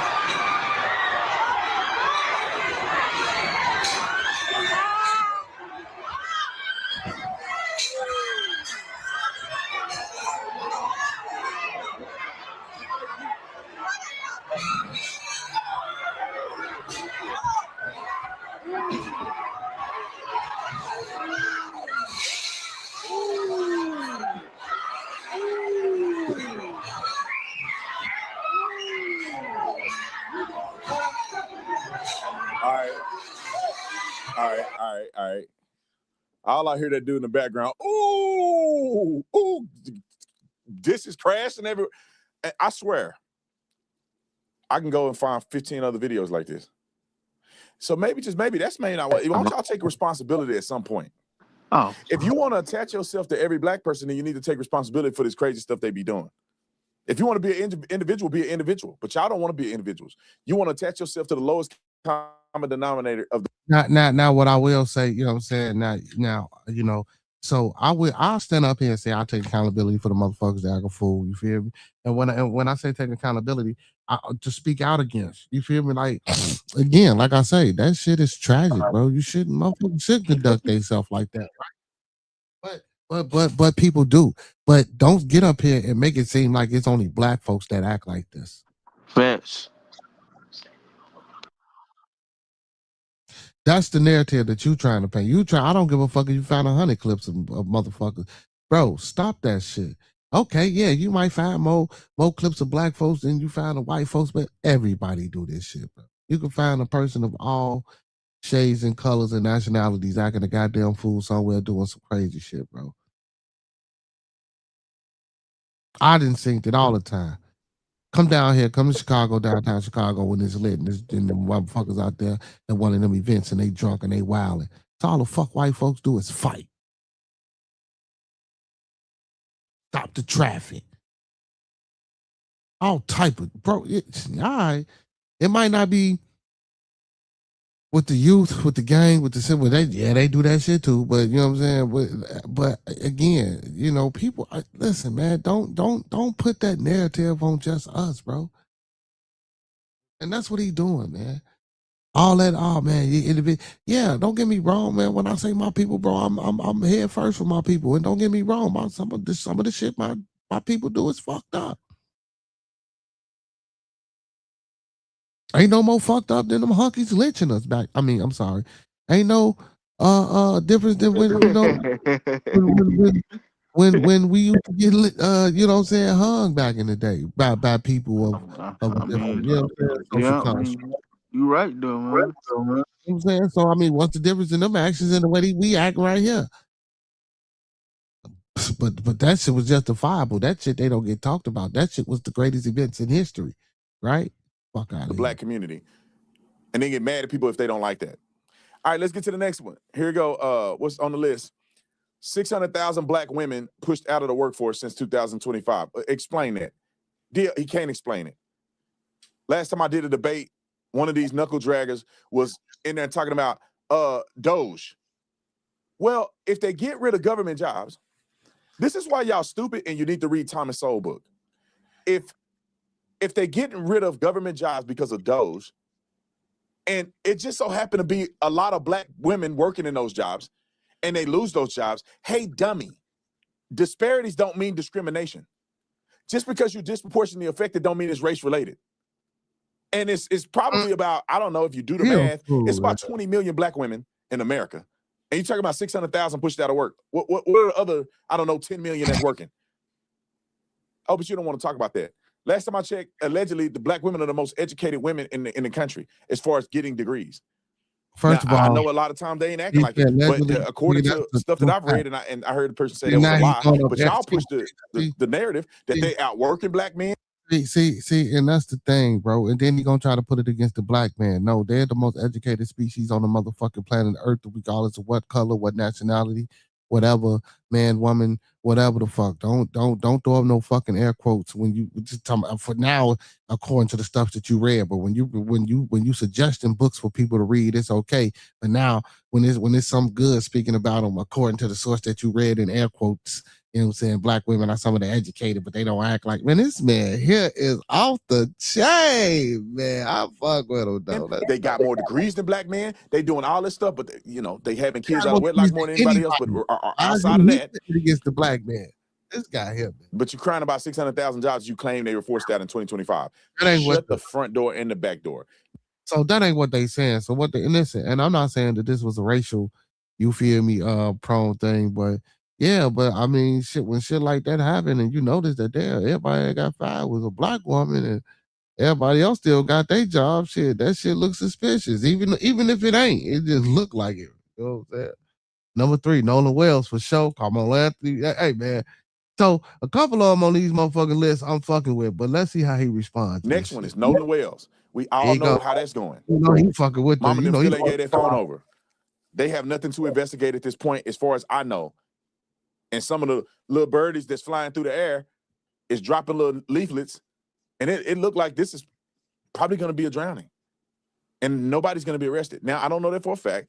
Let me not jump to conclusions, but what I can say is that Warren, Jax, and Morgan had nothing to do with Nolan's death, and the people that I've interviewed have been exonerated. As far as I know, and as far as they've been communicating with law enforcement, because they've not been indicted, they don't even have a search warrant. How the fuck they been exonerated if they ain't never been put forth? Wow. See, he telling it. He get their cell phones. They turned their cell phones over to the FBI voluntarily. Carmelo Anthony stabbed that boy in his heart, got convicted in the court of law. And then they tried to get even the judge recused himself. The new judge came in record time and decided there ain't no grounds for a new trial. And I'm telling you this, as sure as I'm sitting here today, they should be glad that Carmelo Anthony didn't get another trial. Because if his previous behavior was entered into evidence, the jury would be tainted as to who he really is as a person. And this is why they didn't put him on the stand, because he would have got grilled. No. Then I mean, the even jury if would have saw all that violent stuff he said, and they would have been more punitive towards him during sentencing. I played that video the other day. Okay, we got another one.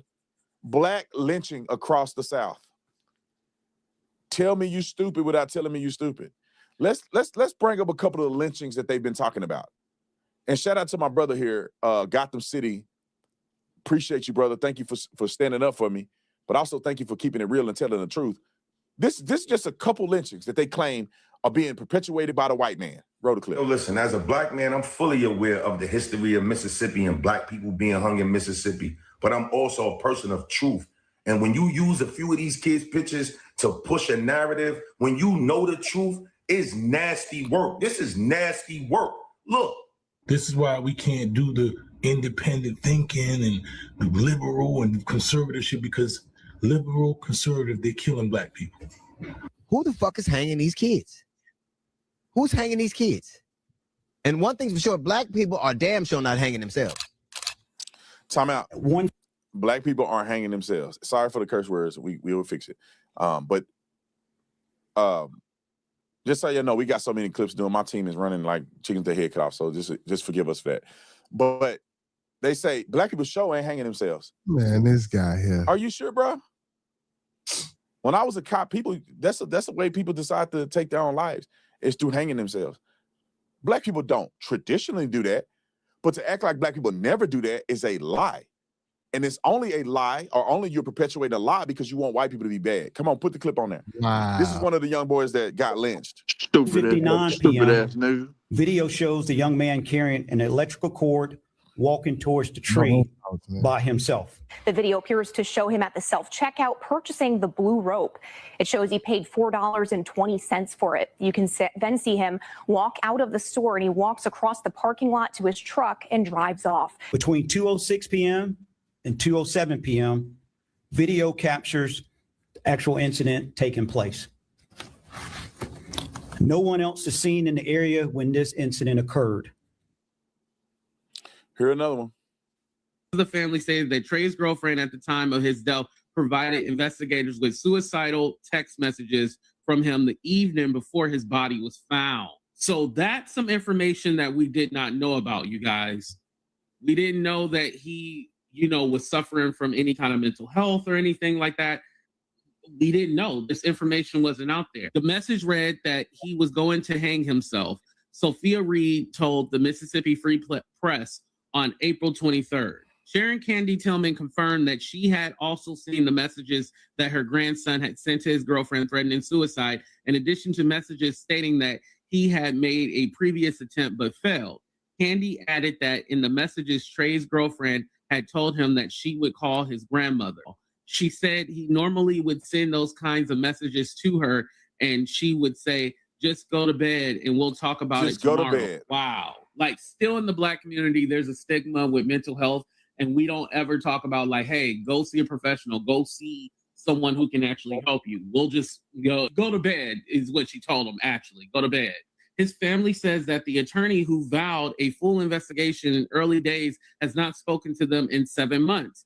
He also never gave them the final results of the independent autopsy he promised. Autopsy with funding from former NFL athlete Colin Kaepernick, Know Your Rights Camp Autopsy Initiative. More than 10 months later, Reed's family members say they feel that they've been abandoned by the advocates who pledged to stand at their side. Okay, I'll explain that. I'll interpret it for the family if they're watching me. They never really cared about your kid. They just can grift and make money off of what they thought was a lynching from a white person. They had every reason to believe and know that it wasn't a lynching from a white person, but they pushed it to raise the GoFundMe so you can give them 40% or whatever y'all giving them, that GoFundMe money so they can get rich off the death of these black boys. But instead of people like Dale Hughley standing up like real men and saying, how about we address the mental health issue in the black community? How about we come out and find out why these young men are killing themselves instead of trying to blame the white man? How about we figure out why are we beating up each other in Texas Roadhouse instead of a fake blog of white people spitting in their food or whatever they claim that has no substance or evidence? Why don't we talk about Nolan Wells and how great of a young man he was instead of trying to blame white boys for killing him, instead of trying to get to the bottom of what happened to him, like I did. They didn't. And Carmelo Anthony, how about we talk about conflict resolution? You fucking up, man. And trying to get young men to lower the temperature, man. You don't always got to be putting yourself in a situation where you get violent because you feel disrespected. That's why a lot of our brothers are in prison. This is why my cousin is in prison right now. He let his attitude or his anger get the best of him, ended up shooting people, and he shouldn't have been there, and he got sentenced to his daughter's whole life in prison. Hopefully he's going to get out soon, but he's done 15 years already because of anger management. How about we address that in our own community? How about we stop talking about white people when we're talking about black issues and just focus on what can black people do to better the community? All right, last one, which is the craziest one. I'm fucking with Gary, Indiana. And he puts, which is 76% black, has been without power for 12 days, as if it's white people's fault. Let's look at the news report, and you will be amazed at who's running the power company and who's the city council and mayor of this mother freaking city Roll the clip. This morning, thousands of residents in Gary and parts of northwest Indiana still struggling without power after a violent storm ravaged the area 2 weeks ago today. Now, the governor calling for a state investigation. It just is not conceivable in any way what is going on. Mary Cinco now forced to stay at a city shelter, her home damaged by the storm, and with no electricity, caring for her health is impossible. Without power, I can't take my breathing treatments. Thousands left in the dark, including Regina Gary, still without power. She spent the past 2 weeks hunting for food and ice to keep her diabetic mother's medication cold. That's scary for me because I don't want to make her sick. So it weighed on me pretty heavy. Some fuming at utility company NIPSCO for not being able to restore power quickly enough and have filed a class action lawsuit. NIPSCO said the storm caused extensive damage, but that they remain committed to restoring power safely and as quickly as possible and will fully cooperate if an investigation is launched. It's been extremely difficult, very frustrating. Gary Mayor Eddie Melton has been pressuring NIPSCO to bring in more help to restore power at a faster pace. I'm going to fight every single day to make sure that we rebound and we bring the needed resources to every single neighborhood. And don't get me wrong, man. Funny thing is, why they don't tell them in the news report that the lineman got shot at? Well, I don't know about all that, but yeah, man, you know, people out of frustration, you know, we do tend to, you know what I'm saying, go out the deep end and shit like that. So, you know, for regular folk, man, that don't understand and, you know what I'm saying, how power grids and, you know what I'm saying, them poles and how them lines and shit go, you feel me? You know, yeah, we complain, man. You know what I'm saying? Like, even when my lights and shit go out, even this one day or hour, you know, we complain, but, you know, a lot of times, you know, we don't know, but it do take a lot, man. But, and again, we do know. It's just, you know, it's just human nature to complain and, you know what I'm saying, you know, whatever. I'm not saying that it's right, but, you know what I'm saying, that's just something that we do to tend to cope with what's going on. And sometimes it's egregious, you feel me? And it's not, you know, presentable to anybody how we act, but yeah. And then it's 70% black. Yeah, of course they're gonna have a black mayor. Like, what is he talking about? And the lineman getting shot at, I don't know nothing about that. I had to look that up. But even if the lineman did get shot at, that's crazy because y'all doing all this complaining about a motherfucker fixing y'all shit. Now y'all here fixing it and y'all shoot. That'll be crazy. The reason that the time has been extended for them not getting the power like other places near Gary or in Gary is because of the lineman getting shot at, which delayed the power return. Now, let's look at the people who run in the city, because I would think, if I wasn't a smart man like I am, if God didn't bless me with common sense and me not being a race baiter. They call me a race baiter. These fools race baiting. You say a city is being treated poorly by the white man. Look at the city council. I heard nobody say that. Black, mixed. I don't know if she's a Mexican or she black. Black. Everybody on the city council, 6 people or 9 people on the city council are all black. Those are the people that make decisions for the city. You just saw the mayor of the city on that press conference. And he's going to do an interview here in a second. He's black. Now let's look at the leadership at the power company that owns NIPSCO. The power company that owns NIPSCO, the executive vice president, group partner of utilities, and this new company, NiSource or NiSource or whatever. Is that what it says? NiSource? The president and chief executive officer. That's the CEO. Are representatives, not owners. Black. Executive vice president and chief operating and safety officer. He's black. These are Mayor black. representatives, City not council black. owners. The leadership that owns and oversees that has. No, these are representatives of this company. These are not owners of the company.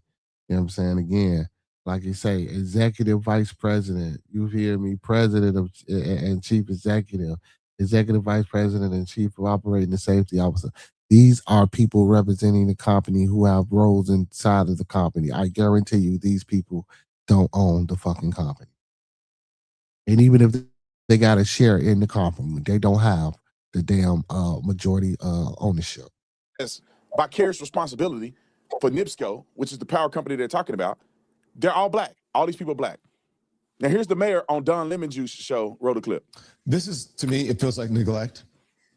Do you think that some of that neglect comes from or is happening, if you feel that way? It may be in part because Gary is a black working class city. 100%. I believe that a couple things are at play here. How long? During the.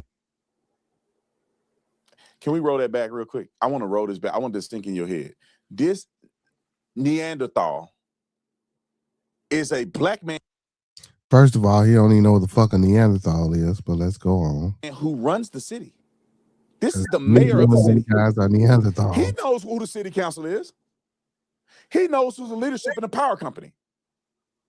Knowing this, he's on Don Lemon show and says this, roll it. Do you think that some of that neglect comes from or is happening, if you feel that way? It may be in part because Gary is a black working class city? 100%. I believe that a couple things are at play here.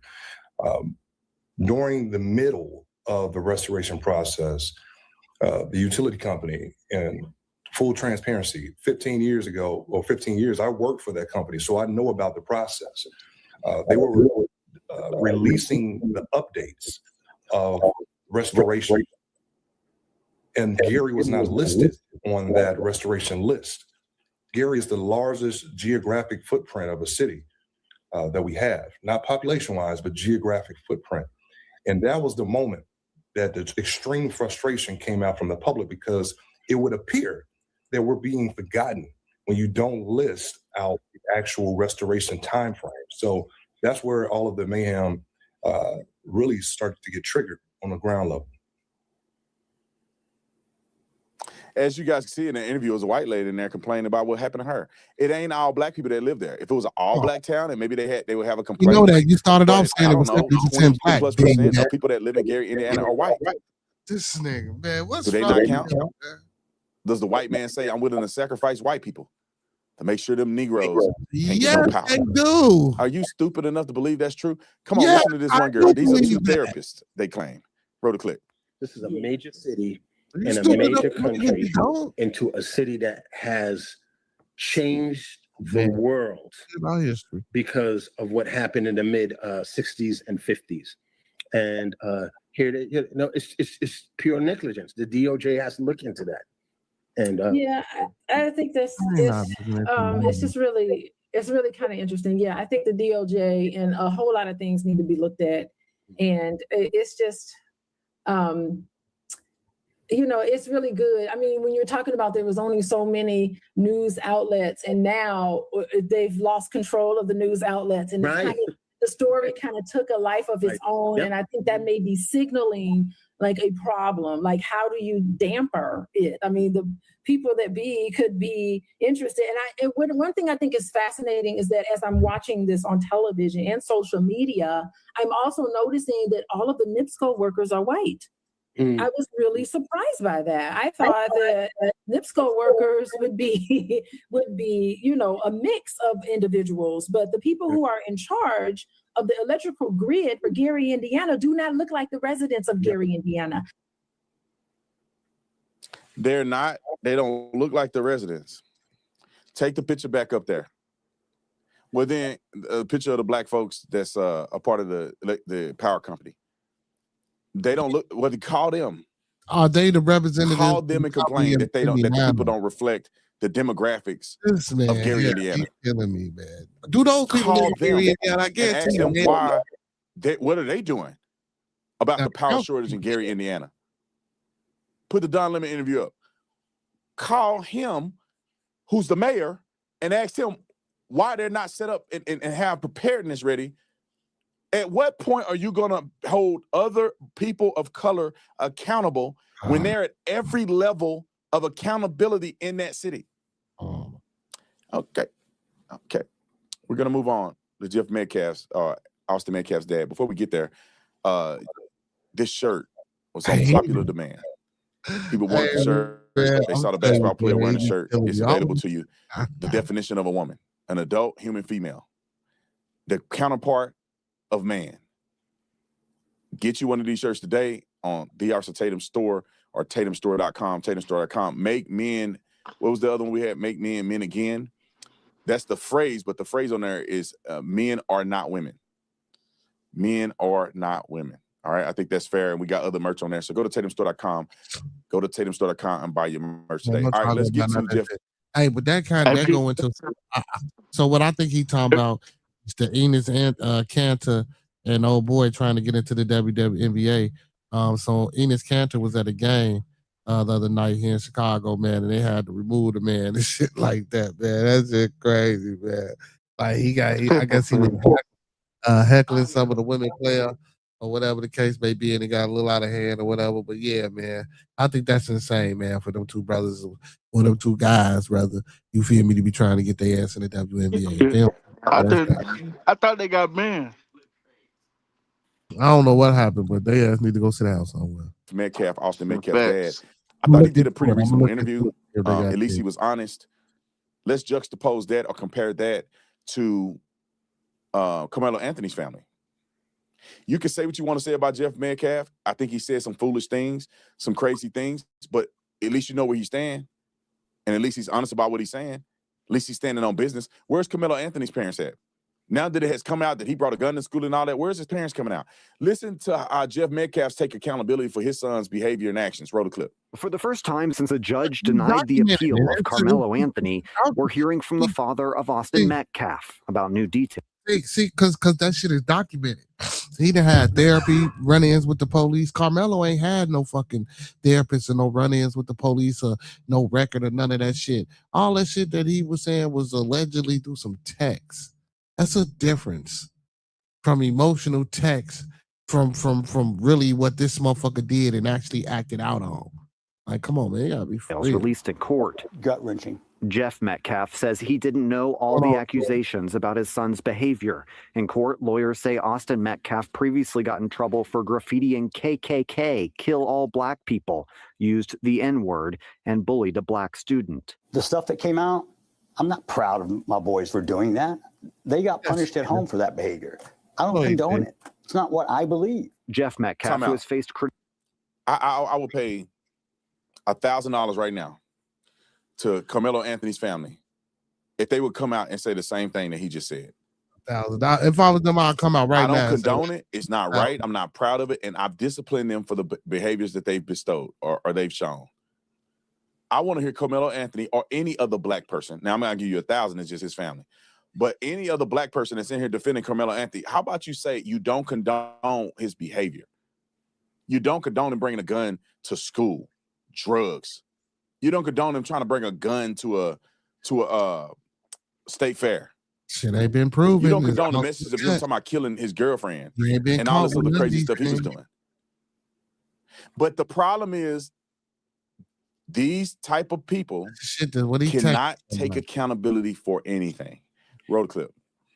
Criticism for his own racist comments, said at an event for the foundation he started in Austin's name that he doesn't want people to judge his son only on a snippet of his life. I would ask these people, did you know my son personally? The appeal also contained new revelations about Carmelo Anthony, including that he threatened an ex-girlfriend and texted repeatedly about violence, including writing, "When I stab somebody, I'm going to lick their blood off the blade." In a new statement to ABC News, Anthony's attorney says his legal defense is not intended to diminish Austin Metcalf's life or his family's grief. Legitimate questions about racial fairness, equal treatment, public access, judicial impartiality, and the constitutional process cannot be dismissed as merely bringing race into the case. These new details from court were kept secret as part of a deal the lawyers made before the trial, which Jeff Metcalf says he didn't know about. Do I wish it would have come out? Yeah. From both sides, you wish all the information come out. Look, when you got 20 pages versus 75, and then these words versus these words. He says if a jury knew, he thinks they would have doubled Anthony's sentence. And, you know, I get accused of taking sides. I'm just a rational person. If I'm not looking at either one of these boys' colors or nothing. If the jury heard that Austin Metcalf was a dirtbag, and then they listened to testimony of his behavior that day, and they go, well, he wasn't a dirtbag on that day. There's no evidence that he was being a dirtbag on that day. All the black witnesses were saying that Austin Metcalf was asking him politely to get up and move, and that they claim that Carmelo Anthony was the aggressor. I don't believe that. That was testimony from witnesses, and many of them were black. Now, when the jury hear Austin Metcalf, they go, well, he didn't do that on the day. He was a terrible kid growing up or whatever. They go listen to Carmelo Anthony, and they go, he did exactly. He said he gonna stab somebody and lick the blood off the knife. He said he on the verge. He brought a gun to school. He talked about killing his girlfriend, threatening her, stalking her. Once they hear that, although he didn't present that, the image of who this young man is will limit the sympathy of the jury. And they will no longer look at him and be like, it's a young man who made a mistake. He don't deserve to spend the rest of his life in prison. Look at him like that the first time. No, this kid is a menace. They may perceive this kid is a menace to society. He is a murderer. He premeditated the murder. He fantasized about murdering somebody. And he took that murderous theology, that murderous thought process, and he executed on that day when he killed Austin Metcalf with no remorse. And then if he don't take the stand, they don't have nothing to work off of but his words and his actions, which would have probably got him 60, 70 years in prison. All right, here's the rest of the interview. Roll it. This case was really never about guilt or innocence. It was about how long you're going to do. Did you get justice? No. There's no such thing. I got handed a life sentence. You got handed a life sentence. So did Megan, so did Hunter, and so did everybody else in my family and her family. We don't ever get to see Austin again. We don't get to talk to him. We don't get to hug him. This guy, he still gets to see his family. It's a tragedy that he has to be in prison. I feel sorry for him. Just due to the fact that his life is pretty much ruined. I don't feel sorry for what he did, though. He needs to be held accountable. Do you have a sense of why some people can't accept that they believe Carmelo Anthony did not get a fair trial? Sure. There are people in this world that will believe whatever they're told. They follow. They're sheep. Can I ask you about the racial element of the case? Sure. How did it get that way? It's real simple. The other side decided to bring it up. He said it started when he was asked to leave a press conference by Anthony's parents shortly after his son's murder. He was not invited.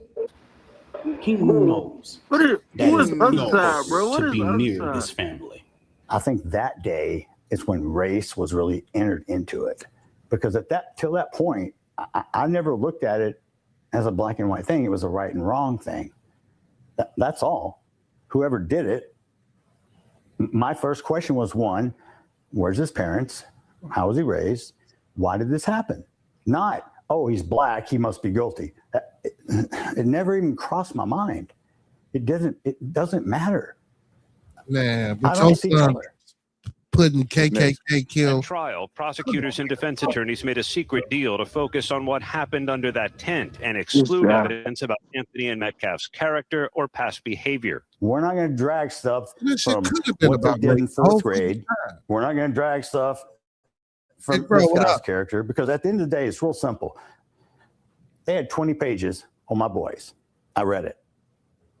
They had 75 pages on Carmelo. I read that. If it would have came out in court, I think he would have got more. After the verdict, Jeff Metcalf appeared on a podcast where he used racially charged language and disparaged Anthony's family. What was that about? One, yes, I said it. Two, I own it. I'm not backing away from it. If you listen to the 10 seconds before the clip and you get the context, because I'll repeat it for everybody right now. I'm not racist. Let me make something up that is racist, and I bet you it will go viral on the internet. So it's a social media experiment. I'm not going to apologize for anything, but was it my finest moment?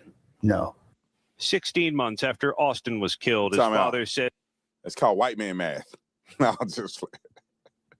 You know how you say girl math and white man math right there. I'm going to do a social experiment and say watermelon felon. Now, he did, in all truth, he did say that I'm not racist. I'm going to say something to make it viral, and he did. Now, is he racist? I don't think the man is racist, but he could be. I don't know. I don't know that man personally. I don't know what he's scribbling on pieces of paper when we ain't watching. So I don't know. But he came out at least and said, I want to make amends with the family. He showed up at their press conference. That, to me, don't seem like a racist man. When it first happened, he came out and said, leave the race alone. Don't make this political. This is one boy making a bad decision. This is what Austin Metcalf dad said when he first came out. He didn't come out hating them. He didn't come out saying nothing about black people. And then he showed up at the press conference trying to make amends with two families coming together. But they got ignorant activists up there leading their family off a cliff. I'm telling y'all right now, if they would have partnered with Austin Metcalf's dad and they would have came together as a community, probably wouldn't have got that money. I think that they would have been able to have Carmelo testify. Some people saw this stuff in the news. They probably had a little more sympathy for Carmelo and probably gave him 25 years. I ain't gonna now hold on. They Now, had nothing to go off of. now I ain't gonna lie. Cause now that he said that, Two Wheels, I can kind of go for that. I can kind of go for the family. I can kind of go for that. I can kind of go for that. I can see how the world, you feel me? You know what I'm saying? If you wanted to take that, I don't want to say it like that. You feel? But some people say if you want to take that sucker, you know what I'm saying, sucker shame road, and you know what I'm saying, and do that and you feel me? Not fight for the yeah. But I can see if they would have did some things with the family and reconcile, you know what I'm saying, on national television and whoop the bell. Now, I ain't saying he would have had to take the stand, but maybe if they'd have did that and the family would have been more compassionate towards one another and shit like that, you never know. They probably would have. You feel me? I could see that. Maybe, bro. But it's Tatum, man. I'm just biased to it. That nigga, I don't like that nigga, man. I'm sorry, And man. I think It's Tatum, bro. people saw it for what it was. All right, one more clip and then we're going to move on to men and women's basketball. Roll it. In recent weeks, Jeff Metcalf started a foundation named for his son with Bruce Carter, a community advocate who works on conflict resolution. It's the ability to walk away, but you have to teach people that before they're in that moment. We live in a society right now that conflict is normal, so we have to prepare people prior to that. I want to make sure no other parent has to feel this way. Now, can I change the entire world? No, but I can do my part, because it starts with one step. This is the first step, but it's the first step of the rest of my life. What do you want us to know about Austin and how he should be remembered? He touched so many different hearts in such a short time. That boy taught me stuff. I taught him too. I was his dad. He taught a lot of people a lot of things. He was a good kid. Now, maybe he was heading in the right direction. I don't know. Let me just say this, because I want to be fair about this, because I told people this the last time I was doing this video, is that I wasn't perfect when I was young. I told a story about how I got arrested at 8 years old smoking weed with my cousin and when we were young, so we kind of got influenced into doing it. But I stole from people. I stole from grocery stores or the little corner store right down the street from my cousin's house. We used to go in there and steal chips out of there, put it in our hoodies. I did stuff on the stupid when I was young. I stole rollerblades out of somebody's garage one time. My daddy don't know this. We put it back, but we stole it. We were riding by, we took the rollerblades out, and we felt bad about it. We went back and put the rollerblades back in the garage. I got kicked out of high school after I had a scholarship to University of Arizona for trying to fight my teacher. Got suspended for trying to fight this dude over my girlfriend, who she had a fight with him, and I didn't know she won the fight. She had me running up to the school like I'm gonna have to pull up in her honor, and she won the fight, and I got suspended. What else did happen, man? I didn't got in trouble when I drank before. When I was 18, I drank and drove once, and it was bad, man. I couldn't even walk. I was so drunk, and I was driving because I didn't want nobody to drive my car. Oh shit! Police pulled up right next to me. What's up? They said, "What's up?" They pulled off. I got home. I was throwing up for 3 days, and I haven't drank Bacardi since. And that's why nigga. I remember I was having a good time. My first summer at the University of Arizona, I got drunk at the weekend with my football team, and I hate going out, so I rarely went out. But this night I went out. We went to Phoenix. I was at a girl. Well, we were all at this girl house. She had fun parents. You know how parents they their kids friends. They not their parents. They friends. So this girl and another girl and it's 4 of us football players. We all over their house drinking, and we underage. And that they was white. She said I look like a basketball. She asked me did I play basketball. And as a football player myself, after hitting them weights like I was doing, I got offended. And I took my shirt off and flexed on her mama like this. I said, this look like a basketball player to you? I took my shirt off at this woman's house and flexed on her. That Bacardi was hitting, boy. I don't know what I was thinking. But anyway, I didn't make my own bad decisions. I fought teammates. I blew up on coaches. I remember one time I was going to kick the door in on my neighbors because they got my car towed. My homeboy had to stop me. I was really going to kick the door in and beat everybody up in the house. Kids, everything, women, everything. I was crazy. Thank God he stopped me. You know, it's a bunch of people I wanted to put my hands on. I didn't fought a couple people, you know, and so I'm not up here acting like I'm better than these kids. They could have gone on like I did, got saved, and changed their lives. So I just want to throw that out there. Anyway, too bad that they didn't get a chance to do that before they made an ultimate mistake. One dead, one, you know, doing 35 years. He probably only going to do 20 years in prison. All right, let's get to verdict before we get to the next story. If you are a bourbon enthusiast or a person who loves good bourbon, and I love good bourbon. Matter of fact, I want to make sure y'all come to my event and must be 21 and over and drink responsibly. All right. Determination, but White are ineligible for the 2027 WNBA draft. On that, and then if they think the bourbon is good, because I want y'all to hear what Stephen A. Smith had to say about it, what Charles Barkley had to say about it, and I can't stand Steven Jackson, but at least he was right about it. Wrote a clip. The WNBA reportedly says former NBA players Ennis Cantor Freedom and Royce White are ineligible for the 2027 WNBA draft. Front Office Sports reports the WNBA made that determination, but didn't explain why. The league's unnamed sources dismissed the duo's draft declarations as, quote, simply publicity stunts, saying they don't want to give oxygen to an effort to mock or demean the league. The WNBA has seen nothing but controversy over the past few months, from protests over male inclusion in the female sport to the league not defining what a woman is. Cantor Freedom says if being female is one of the league's rules, he's ready to play. Are you a trans woman? Listen, Section 13, right? Article 13, Section 1 says if you identify as a woman, then you're allowed to play. So you are identifying as a woman tonight? I identify as a woman, sure, yes. Okay. So I can play. But they're never going to let you play. Why not? I mean, that's the rule. That's the rule that they put. So I'm just following the rules. Jeremy, I love that he's exposing the ruse that is the lack of rules and policies of the WNBA. What makes him a publicity stunt? Because I think it's a publicity stunt for any man dressed up in a woman's face in a skirt to just claim a title by playing in the sport. And I don't know why all of a sudden the league has the ability to determine. And that shit crazy too. Don't put that shit on the WNBA. Come on, man. Get the fuck up out of here, man. We all know what a woman is, bro. I'm thinking, me personally, I'm thinking that they doing this shit, you know what I'm saying, for publicity. You feel me? I'm thinking to bring awareness to the BS of the trans movement. You feel, and again, I don't want to, let me restate that.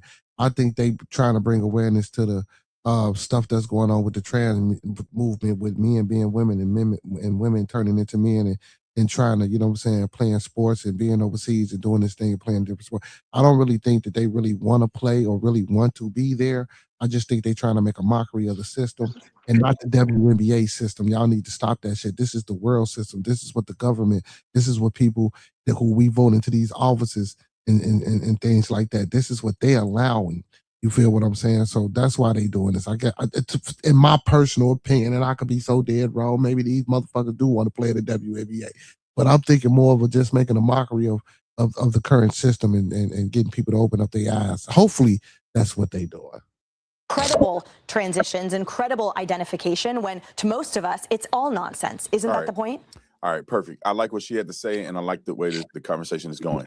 The point that they're making, and people who are spineless, in my opinion, you're entitled to your opinion. You don't have to agree with me, but I think these men are spineless when they want to stand up for what's right, and they don't at least do their research. What he's pointing out is that they're so vague in their virtue signal that they're not virtuous at all. They want to have the appearance of it. And Elon Musk coined this, he said in an interview, and I'll never forget it. They want the appearance of virtue, but lack virtue in and of itself. Virtue is protecting women and making sure that women's sport is fair and is conducive for the growth and success of women. When you go and implement, if a person identify as a woman with no criteria, then they're just exposing logic. You won't even make them have to be taking hormones. You don't have to make them take a blood test. You don't have to, that they're on medication, that they've seen a doctor. You guys are not requiring any type of measure. So therefore, it leaves the door open for men to just say, I identify as a woman. Who are you to say, and what criteria is to say if this person is real or not, or genuine or not? That's the point. Charles Barkley, what does he got to say? Roll it. I always support the gay community. I always support the transgender community. I got none but love and respect for gay people and transgender people. But under no circumstances do I think men should play against women. Zero. I'm disappointed in Adam Silver and Kathy, the commissioner. First of all, you can't let stupid stuff go out to the internet, which is one of the worst things that ever happened to the world. They should have come out 2 weeks ago before all this, because people are looking for attention now. Just say, including this guy. But he has a point, though, because Kathy and Adam haven't said, hey, it's in the title, WNBA. We're not going to have transgender people in the WNBA, and we're not going to discuss it again. That's what Adam and Kathy should have done 2 or 3 weeks ago before they turn it over to the internet and every fool, idiot, and jack to have an opinion on. Adam should come out, and Kathy. I like both of them a lot. Women can own. There's no transgender people going to play in the WNBA. If you don't like it, kick rocks. We're not going to discuss it anymore. And Ennis is trying to get attention because listen, if he did all the operation things, we're not doing that either.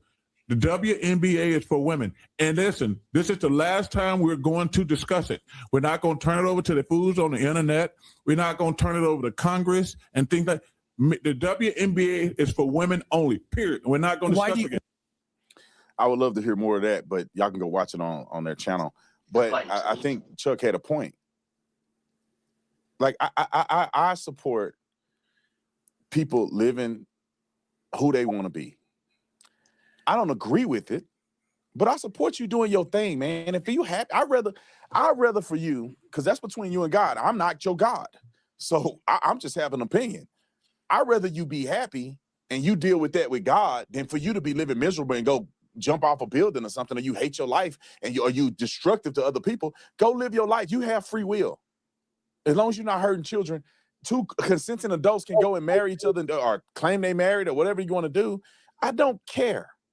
That's not my battle. And I support, I got people that I know that I love that are gay. That's between them and God. As long as you ain't trying to touch my booty, then I don't care. You be nice to me, I'm nice to you. Trans people, I don't got no problem with you being trans. I think some trans people are genuine. They genuinely feel that way, and they genuinely are happy when they look like a girl or look like a boy. And then, why do I give that has nothing to do with my life.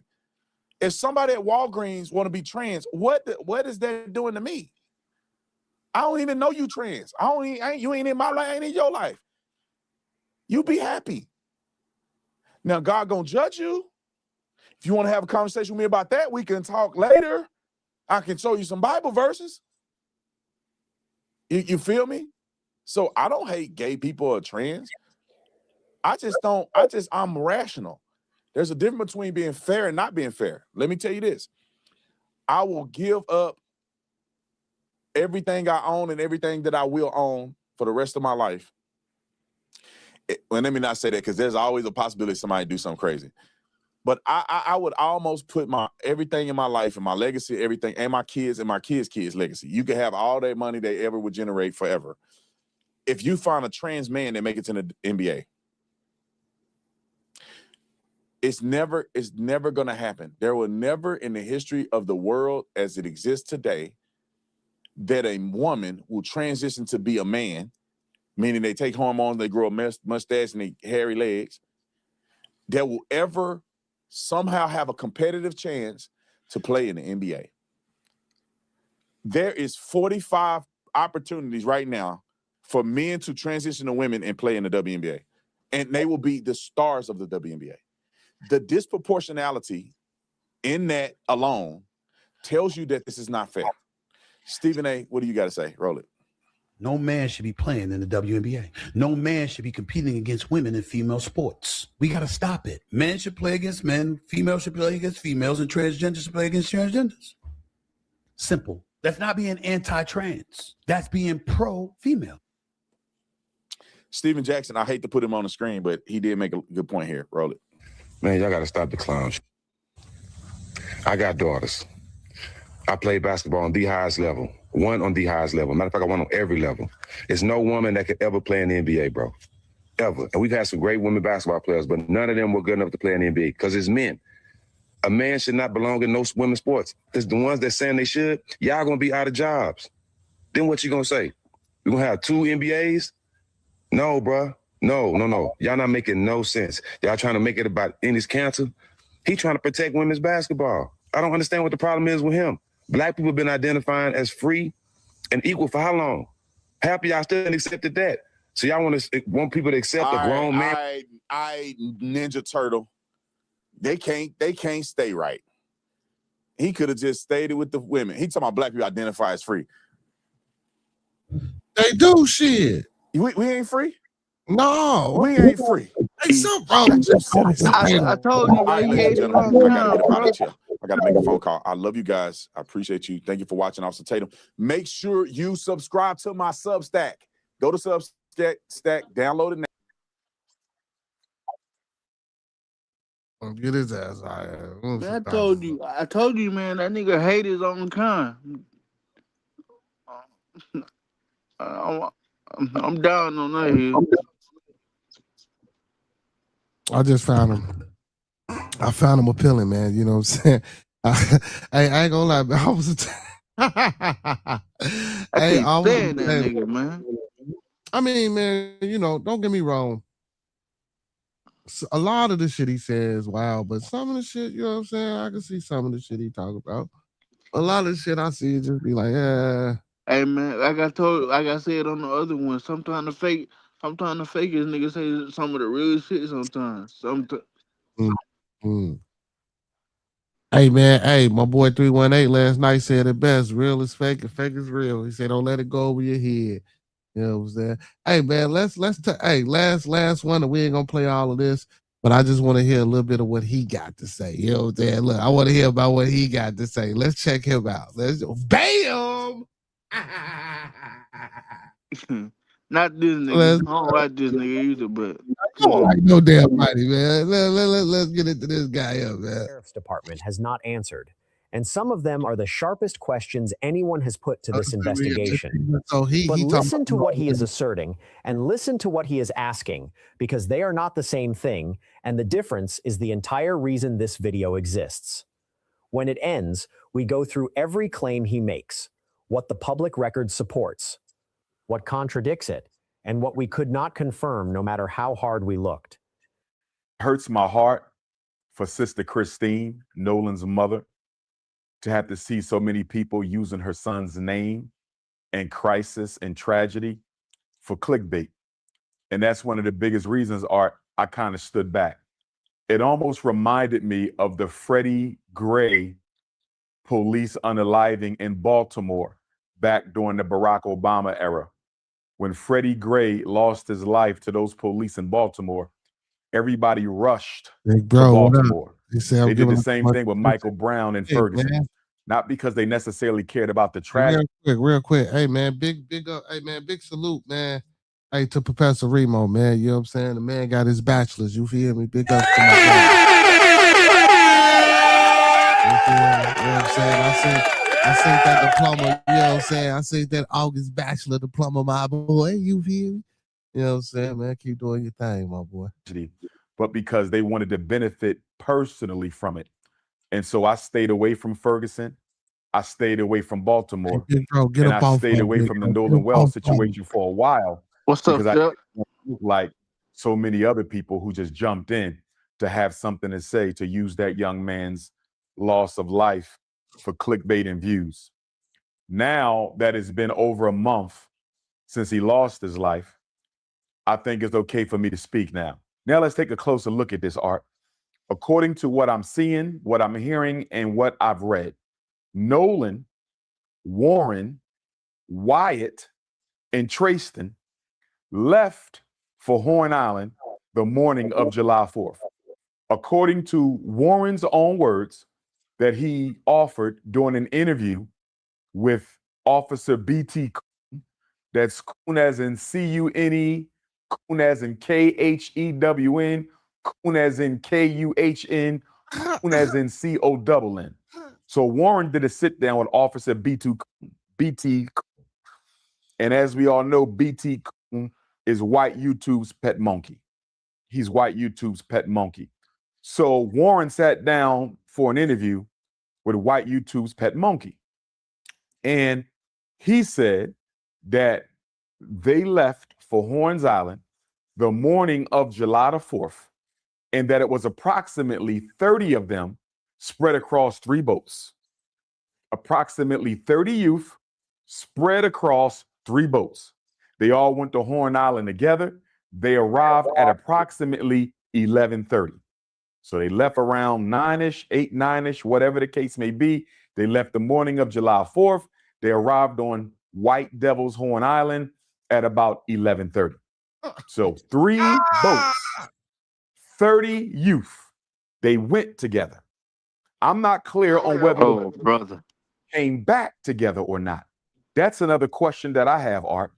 Did they come back together the same way they left together? Because I'm treating all 30 of those white youth and all 3 of those ships as crime scenes and as suspects. All 3 ships are potential crime scenes. All 3 boats are potential crime scenes, and all 30 youth are potential suspects. I don't know why Jackson County Sheriff Ledbetter or Jackson County District Attorney Mulrath, I don't know why they decided to separate the boat that Nolan was on. Warren's boat, I don't know why they separated that boat from the other 2 for purposes of investigation and analysis, because those 3 boats operated as a team. And since they went out there as a team, and it hasn't been made clear to me whether or not they came back together as a team, all 30 white youth and all 3 boats should have been part of this investigation, not just the 1 boat. That is my first big issue with this case. Who decided to separate the other 2 boats and the other 20 or so youth? I got a problem with that, Art, because according to the Cajun Navy, they have no GPS information on the other 2 boats, Art. They have no GPS information on the other 2 boats. Now let's get into this. According to Warren and Nolan's other so-called white friends, they decided to leave the island around 4:30. So they were roughly on White Devil's Horn Island from 11:30 to 4:30. That is about 5 hours. About 5 hours. Now, one question that has to be asked, Art, why did y'all leave so soon? Because they party on Horn Island all day long. Y'all didn't leave at sunset. Y'all didn't leave at sundown. Y'all left after only being there 5 hours. That's a little suspicious, Art. And I haven't heard anybody ask any of them, why did y'all decide to leave after only being there for 5 hours? Did y'all plan to only be on White Devil's Horn Island for 5 hours? Why did y'all leave at that time? But we'll deal with that later. So then let's listen to Javon, Nolan's other best friend. Now, another problem I got with this whole story, Art, is Nolan allegedly had too many best friends. I'm trying to find out, how does Nolan have so many best friends? And why did all of these so-called best friends leave their best friend on White Devil's Horn Island without his cell phone and keys? I'm trying to figure this out. So Javon claims I don't need no damn keys. He's Nolan's best friend. Warren claims he's Nolan's best friend. And Trayston allegedly claims that he's Warren's best friend. So did Warren have 3 best friends? Excuse me. Did Nolan have 3 best friends? Did Nolan have 13 best friends? Did Nolan have 30 best friends? Because if Javon is the best friend of Nolan, and if Warren is the best friend of Nolan, and if Trayston is the best friend of Nolan, exactly how many best friends did Nolan have? Are y'all making this up? Who did Nolan tell Warren was his best friend? Who did Nolan ever tell Trayston was his best friend? I'm not going to question Javon, because he's a brother. And I do believe that there's a strong chance that they may have been best friends. And I say that not only because Javon is a brother, Art, but I also felt that Javon, through the investigation team and alley-oop, with some of the answers that he gave on TMZ. Some of Javon's answers, in my opinion, kind of made it clear to me he actually cared about Nolan. He actually cared about Nolan. I believe Javon actually cared about Nolan. And because of that, I'm willing to say that Javon may have actually been Nolan's best friend. I wish somebody would have asked Javon, Art. Imagine being able to build anything just by thinking about it. Meet Base 44, a complete AI. Man, hey, Umar entertaining, man. He entertained. I just want to hear what he got to say. To your knowledge, has Nolan ever called Warren, that man is hilarious, his best friend? Has Nolan ever called Tristan his best friend? Bro. To your knowledge, Javon, has Nolan ever told you that Warren and Tristan were best friends of his? Because, Art, I'm having a problem with this three best friend narrative. Okay? I used to be 18 years old. You might have one best friend. You may have two. Don't get me wrong. If you all hang in a pack, you could have three best friends. But according to Javon's own words, Art, he didn't really hang around with them other guys too much. That's what I allegedly thought I heard him say. He didn't hang around with them guys too much. So if you got 2 or 3 or 4 best friends, you guys normally travel as a group. Javon seemed like he kind of spent most of his time with Nolan alone, just the two of them, not with Tristan and Warren. Although he knew them, it didn't appear that he hung out with them on the regular. So how could they all then be best friends? It's possible. I'm not saying it's not possible. I'm saying it's unlikely. So according to Javon, Art, he saw Nolan at 3:40 on the island. According to Javon, what I heard him say to TMZ allegedly was that he had another friend who was involved in an altercation and that he left Nolan at about 3:40 to go check on his buddy, because according to Javon, his buddy was on another ship and the parents of whomever on this other ship were trying to get him off the island because he was crashing out. He never said who this friend was. He never exactly told us what happened. But he said, I left at 3:40 to go check on my friend on another boat because, quote unquote, well, these are not his words, I'm paraphrasing. He was kind of wilding out, crashing out, and he needed to help calm him down. I'm paraphrasing. He said when he got back, Nolan was nowhere to be found. And I'm paraphrasing. And Nolan's boat that he came on, Warren's boat, the so-called Big Daddy, the 22-foot Triton, had already left the scene. So according to Javon, I left Nolan at 3:40 to go deal with another situation. I came back, he was gone. According to Katie, the white girl who Nolan's white best friends are trying to use as an alibi in this situation. Okay, because they claim, and Warren said the same thing to Officer B.T. Coon when he spoke with him. They claim that Nolan told them, I'm going to hang back on this island and talk to Katie. You guys go ahead and I'll get back however I get back. Again, I'm paraphrasing. But guess what? We learned through Katie's sister that Katie said she has no knowledge of Nolan ever saying that. Mom, Dad's been away working for a whole year. Hold on, man. No, that ain't what she said. She said that he said he was going back to them or some shit like that. And Katie said her conversation with Nolan was between 3 and 4:30. So you know what that means, Art? We can pretty much digest, conclude that Nolan was likely to have been unalived, Art, sometime with... He ain't switching shit up now, big bro. Now, I ain't gonna let you do that to him. Now, we do know his motherfucking narrative and his speech. Yeah, his speech is raised baiting, but take that shit out. He telling the truth. In the hour of 3:30 to 4:30. I'm going to insinuate that Nolan's life was taken because I do not believe he accidentally drowned. If he drowned, he was forcibly drowned. And we'll get to that in a minute.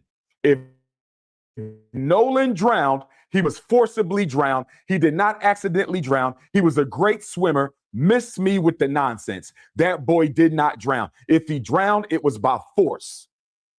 So again, Art, all three of these people, arguably the last three to see him alive, except for those who took his life, Katie, the coach, and Javon, are arguably the last three people to see Nolan alive, except for those who took his life on that boat, allegedly. That's my position. So they're all basically cutting off around 3:30 Art. Remember, they made the call for the emergency CTO at 4 o'clock.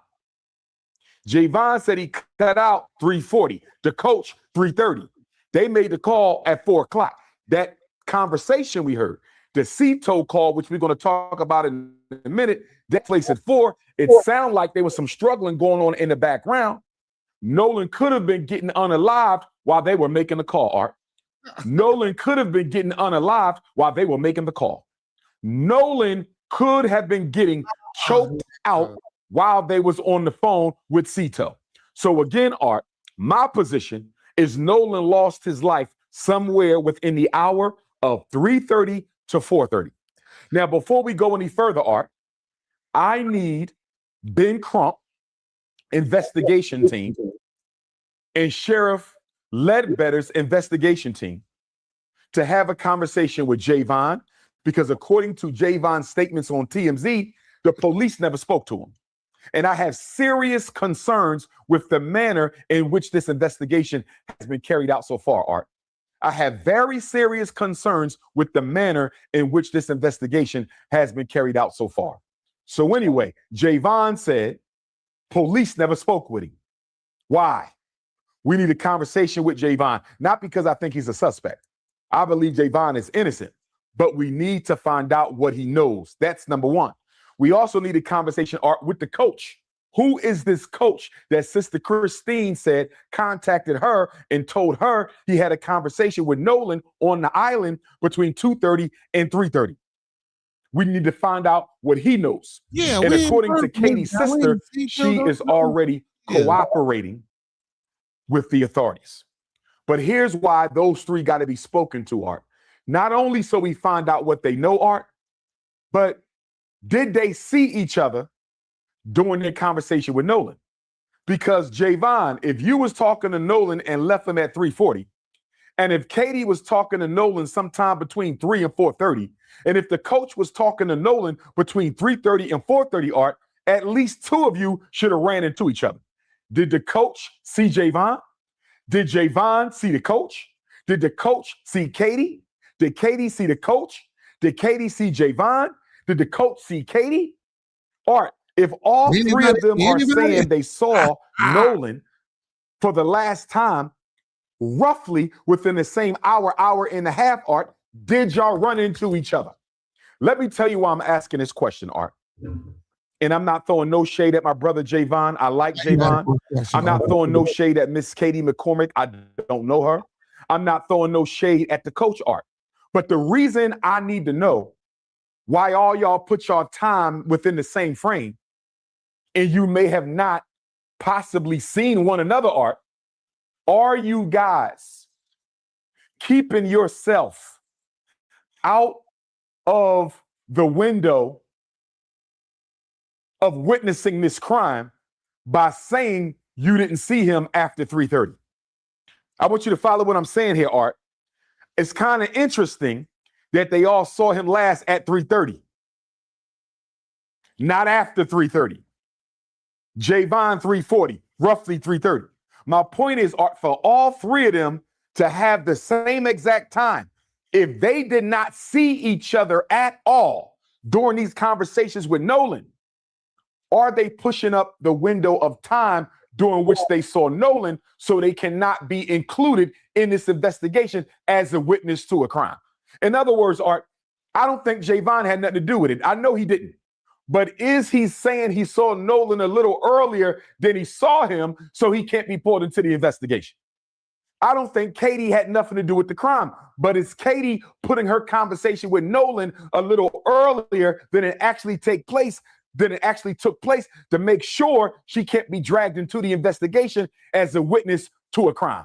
Is it possible that the coach is putting his conversation with Nolan earlier than what it was, Art, to make sure he cannot get dragged into the investigation? I don't think they had anything to do with it, but they could have been a witness to a homicide, Art. They could have been witness to a homicide. If they did not see each other, if none of those three people, the coach, Javon, and Katie, if they did not see each other at all talking to Nolan, if none of them saw each other talking to Nolan, at least two of them are lying about the time they last saw Nolan. Are you following me, Art?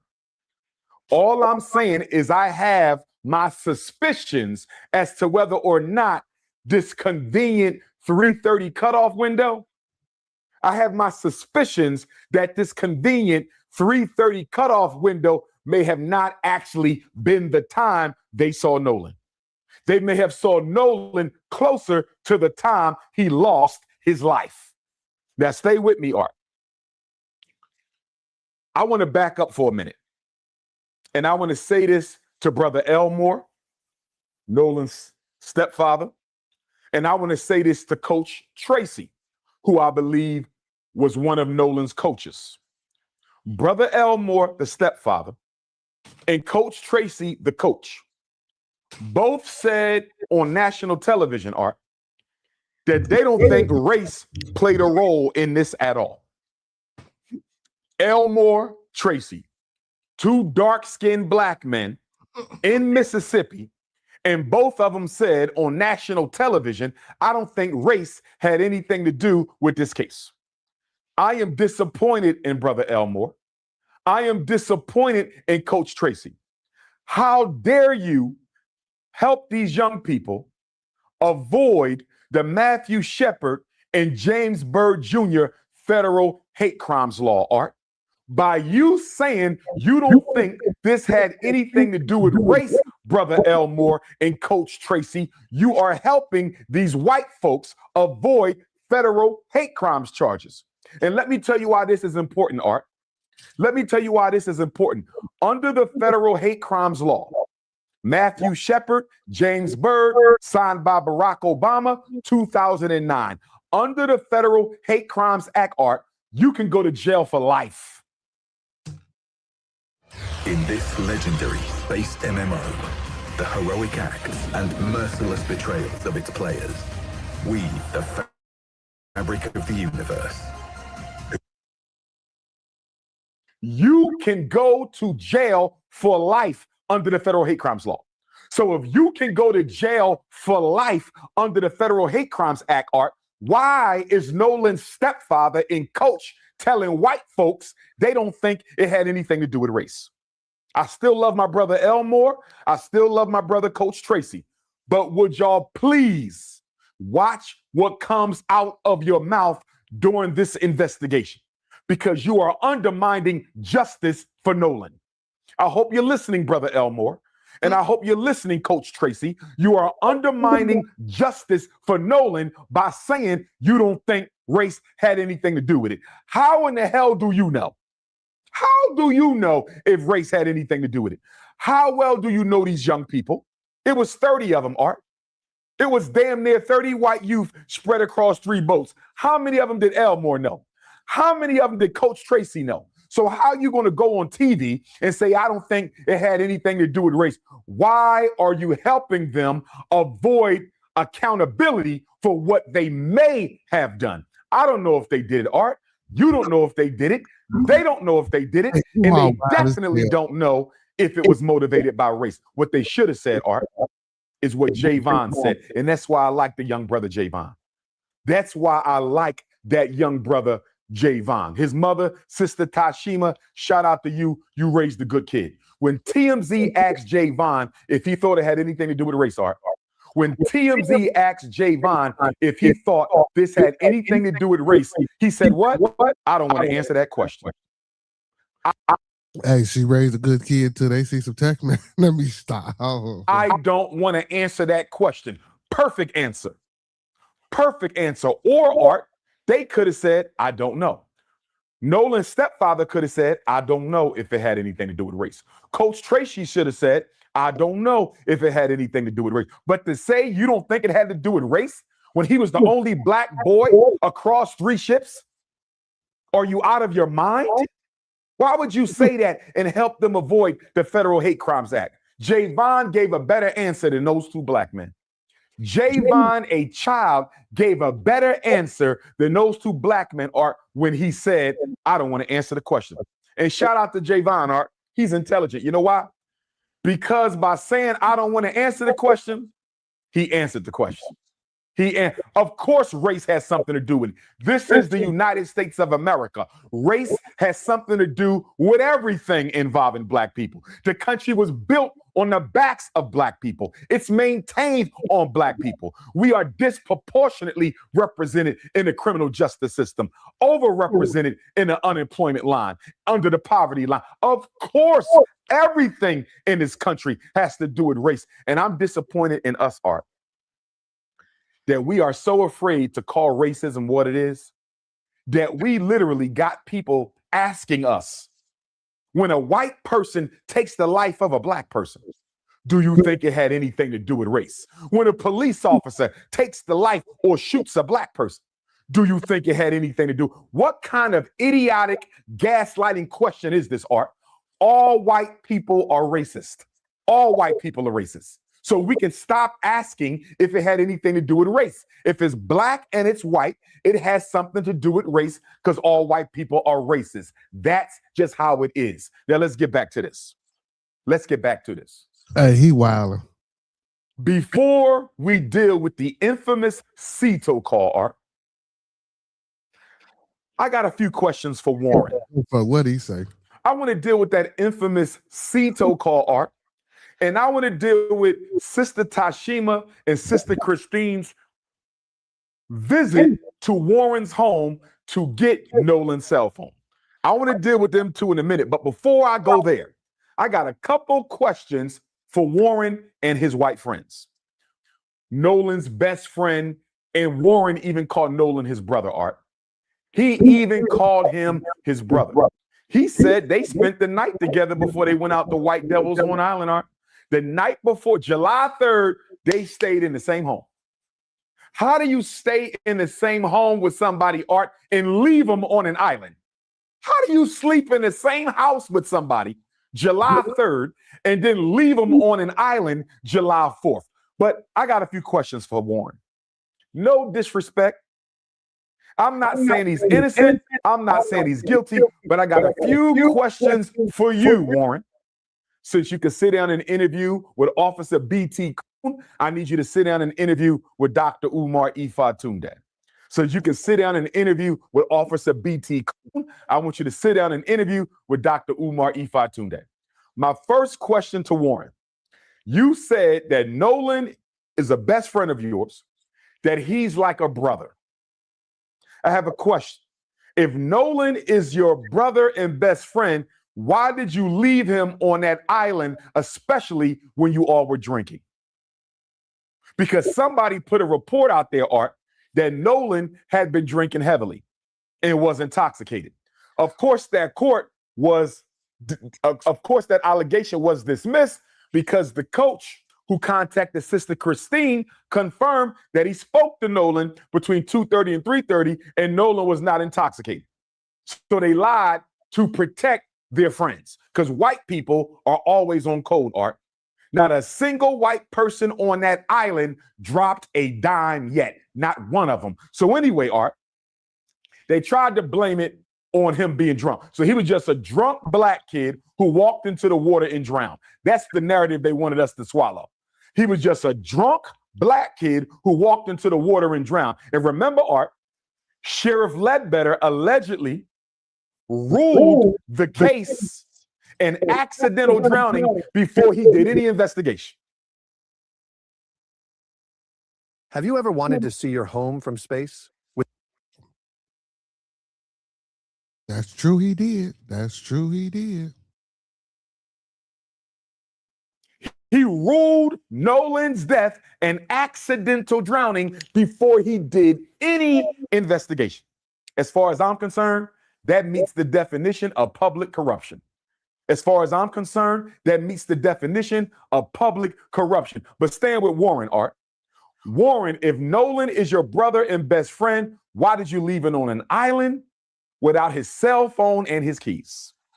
Why did you take his cell phone and keys back to the mainland? You left him there and took his cell phone and keys back. Can you please explain that to me?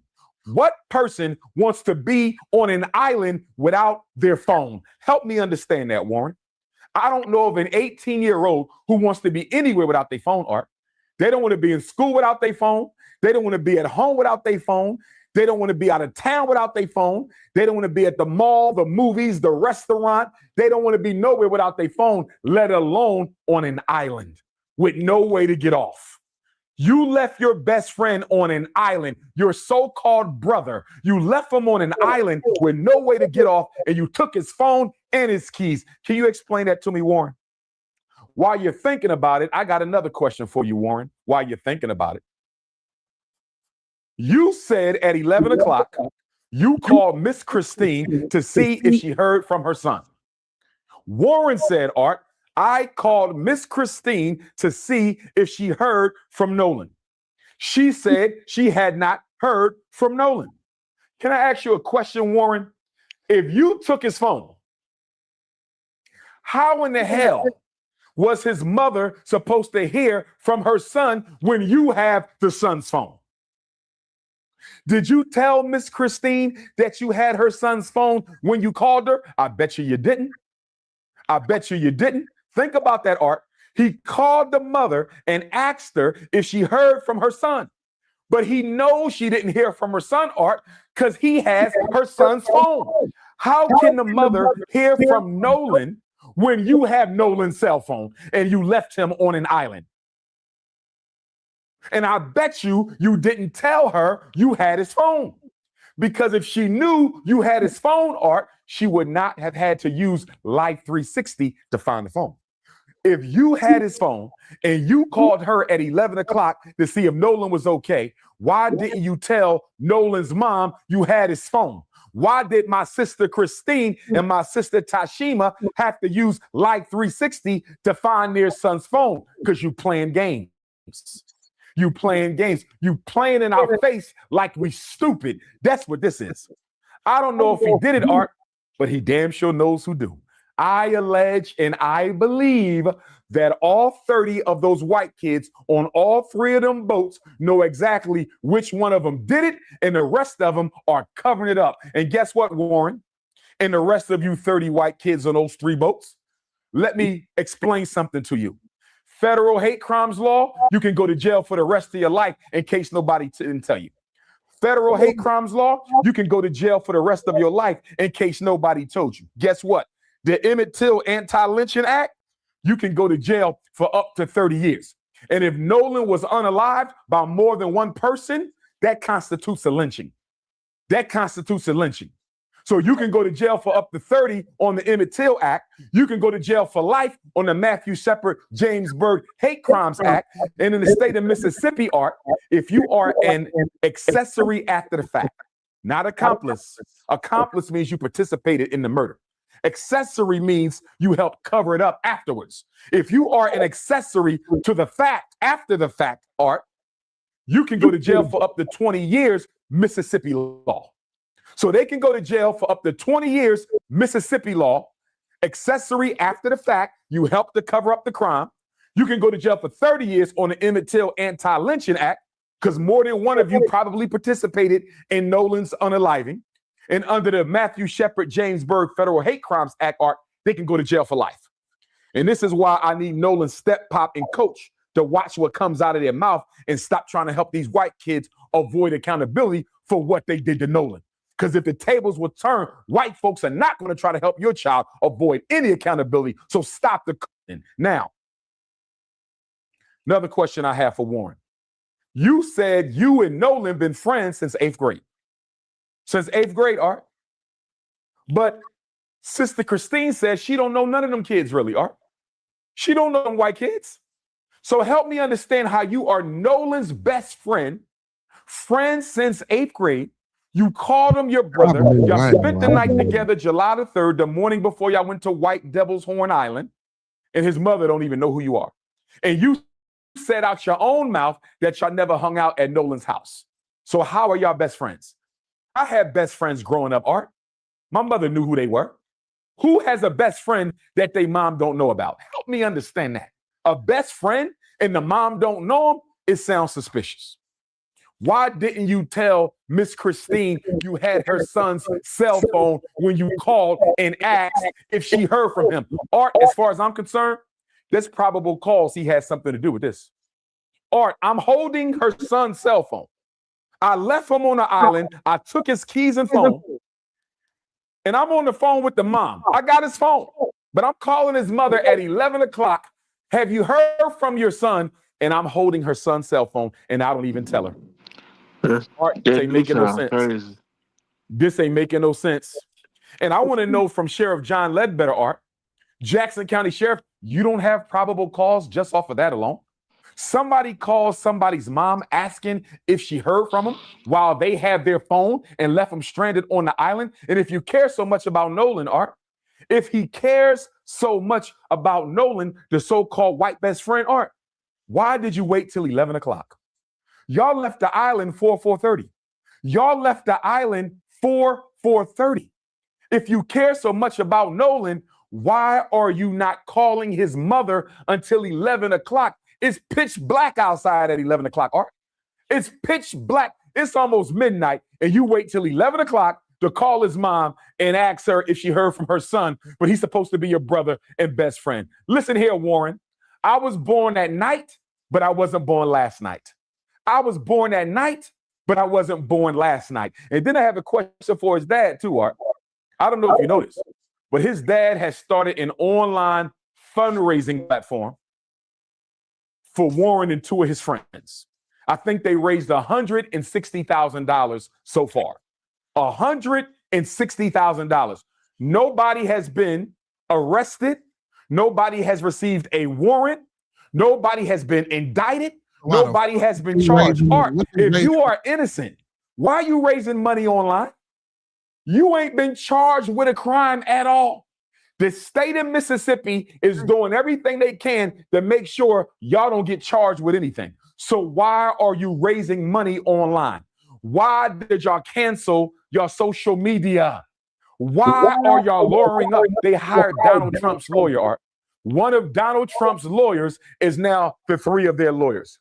If you innocent, what you need Donald Trump's lawyer for? If you're innocent, what you raising $160,000 for? It sounds like y'all getting ready to defend yourselves. That's what it sounds like to me. It sounds like y'all think the truth is going to get out really, really soon, and y'all want to be prepared for it. Again, Art, I'm not saying he did it, but I definitely believe he knows who do. Now, this is the fastest way to flush out edema. Want to flush? Hey, hey, man, hey, that's real shit, man. Hey, whether you like Umar Johnson or not, I kind of agree with that, man. that's why I say whether you like Umar or not, man, shit, he got a point. Now, we're going to get to this call. But before we get to this call, Art, I want to ask a question to Benjamin Crump. Attorney Benjamin Crump. I met him twice, Art. I met Benjamin Crump the day before I graduated with my doctorate at an Urban League conference in New Orleans. I presented at a workshop at the Urban League conference in New Orleans. This is July of 2012. And I flew back to graduate and get my doctorate in clinical psychology. We had lunch. It's a few of us at the table. We had lunch. Okay. This is around the Trayvon era. And then I met Benjamin Crump again at HBCU Delaware State University about 3 or 4 years ago at the Black Farmers Conference that was put on by one of the Black professors there. She invited me to keynote the luncheon, and she switched me out at the last minute for Attorney Benjamin Crump. I understand it was a Black bourgeoisie event. I'm not a member of the Black bourgeoisie. I got switched out. I understand. No harm, no foul. Ben Crump gave a good speech. But here's my question to Benjamin Crump and Al Sharpton. Here's my question to Benjamin Crump and Al Sharpton, Art. How long are y'all going to wait around before y'all call a spade a spade? How long is Ben Crump and Al Sharpton going to wait around, Art, before they tell the world that they don't think this investigation is being done correctly? How long before Benjamin Crump and Al Sharpton demand that the FBI and Department of Justice take over this investigation? Art, it's been over a month and we know nothing. It's been over a month and we know nothing. Now, let me say this, Art. There's several circumstances through which you can demand the FBI come in and take over an investigation. One of them, Art, if there is a suspicion of public corruption or obstruction of justice. The FBI, the Department of Justice, can come in and take over a case on the suspicion of public corruption or obstruction of justice. So you're going to say, Dr. Umar, what evidence do you have of that? First of all, they declared this an accidental drowning before they did any investigation. That's a cover-up. Not only that, Art, they never treated the boat like a crime scene. They never took a look at the other two boats. We have no information at all on the other two boats. Those 30 white kids should have had their cell phones confiscated, investigated. All their social media should have been investigated. Their homes should have been investigated. They should have all been interrogated. They should have been investigated to see if they or their parents had any connection to any of the white hate groups in the state of Mississippi. None of that was done. They gave the boat back to the owner, Art. They gave the boat back. The boat may have been a crime scene, and they gave it back. Now, according to the Cajun Navy, another question for Ben Crump, Art. According to the Cajun Navy, they offered Ben Crump to put dogs on the boat and let the dogs sniff it out to see if anybody had recently been deceased on that boat or if there had been any blood on that boat. And according to the representative from the Cajun Navy, Ben Crump told him don't do it. So I need Ben Crump, respectfully, I'm not accusing him of nothing, Art, but I need Ben Crump to explain to me. Yeah, but then you got to learn the law, dumbass. That'd have been negligence. He can't just do that shit. Why you didn't let them use the dogs to sniff out their boat? Why did you not let them sniff out? Yeah, because then they're going to say it was an investigation that he did and they didn't have nothing to do with it and all that. So they were supposed to take charge to do that. Ben Crump shouldn't have had to order that. The police or the investigators should have did that on their own. Out that boat with them dogs. Did you have your own dogs to sniff out the boat? Because if you didn't, why didn't you let them sniff the boat out with the dogs? The dogs can tell, Art, if somebody had recently lost their life or if blood had been spilled. He said Ben Crump told him no. I need Ben Crump to explain that. I need Sheriff John Ledbetter to explain why the boat wasn't treated as a crime scene, potential crime scene. I need him to explain why all them white kids wasn't arrested and questioned. Ain't gonna lie. All three of them boats should have been confiscated. Because if it was black kids and a white kid went missing, Art, they would have all been arrested and questioned. You know that. They would have all been arrested. Man, them kids will be in jail right now. And questioned. And then let's talk about the autopsy. Facts. Let's talk about the autopsy. So the Mississippi State Medical Examiner, they do their autopsy July 7th, right? July 7th. And then Nolan's mother requested an independent autopsy, as she should have. They send Nolan's body to Washington, D.C. When the black medical examiner gets the Nolan's corpse, Art, the throat tissue and the lung tissue is gone. How is he supposed to determine if Nolan died? Now the throat, the lung, yeah, I get the lungs, but the throat, I'm still baffled about this throat shit. Died from being choked out, or if Nolan died from drowning, if he don't have the throat tissue or the lung tissue, Art. How is he supposed to do his job? And y'all didn't send the throat tissue or the lung tissue. And nobody has explained yet whether or not the medical examiner in DC is ever going to get the throat tissue or the lung tissue. Well, we know and that I personally believe, Art, I personally believe Nolan was deceased before he hit the water.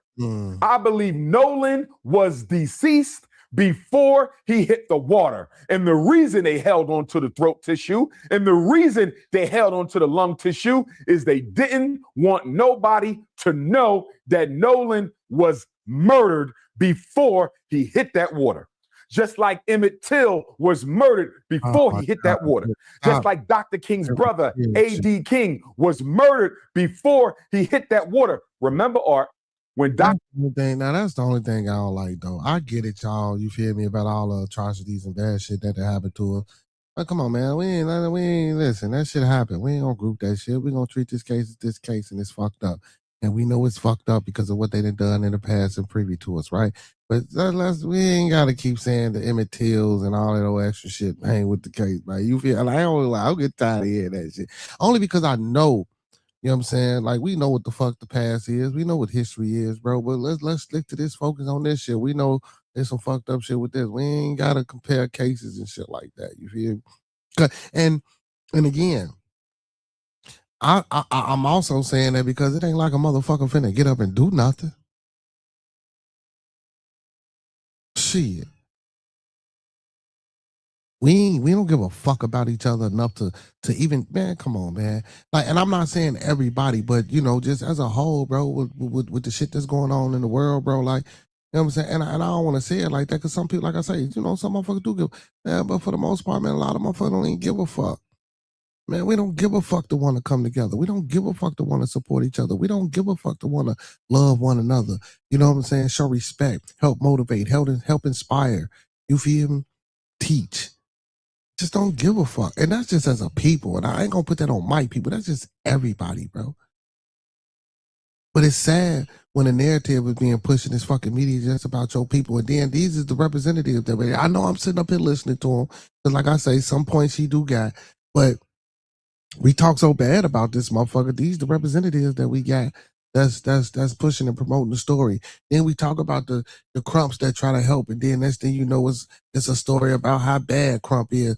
You know, we got Al Sharpton up there helping, but we already know that Al Sharpton needs some money before he can come up. See, that's what I'm saying. Like, bro, like, so I get people too when they come up from that aspect. You feel me? I get people when they say they come from the money grab aspect. You feel me? But shit, like you say, the white folk doing it too. Shit, you know what I'm saying? They do it more than we do it, but when we do it, we just get persecuted for it. Like, get the fuck up out of here. You feel me? You know what I'm saying? That's what I don't go for.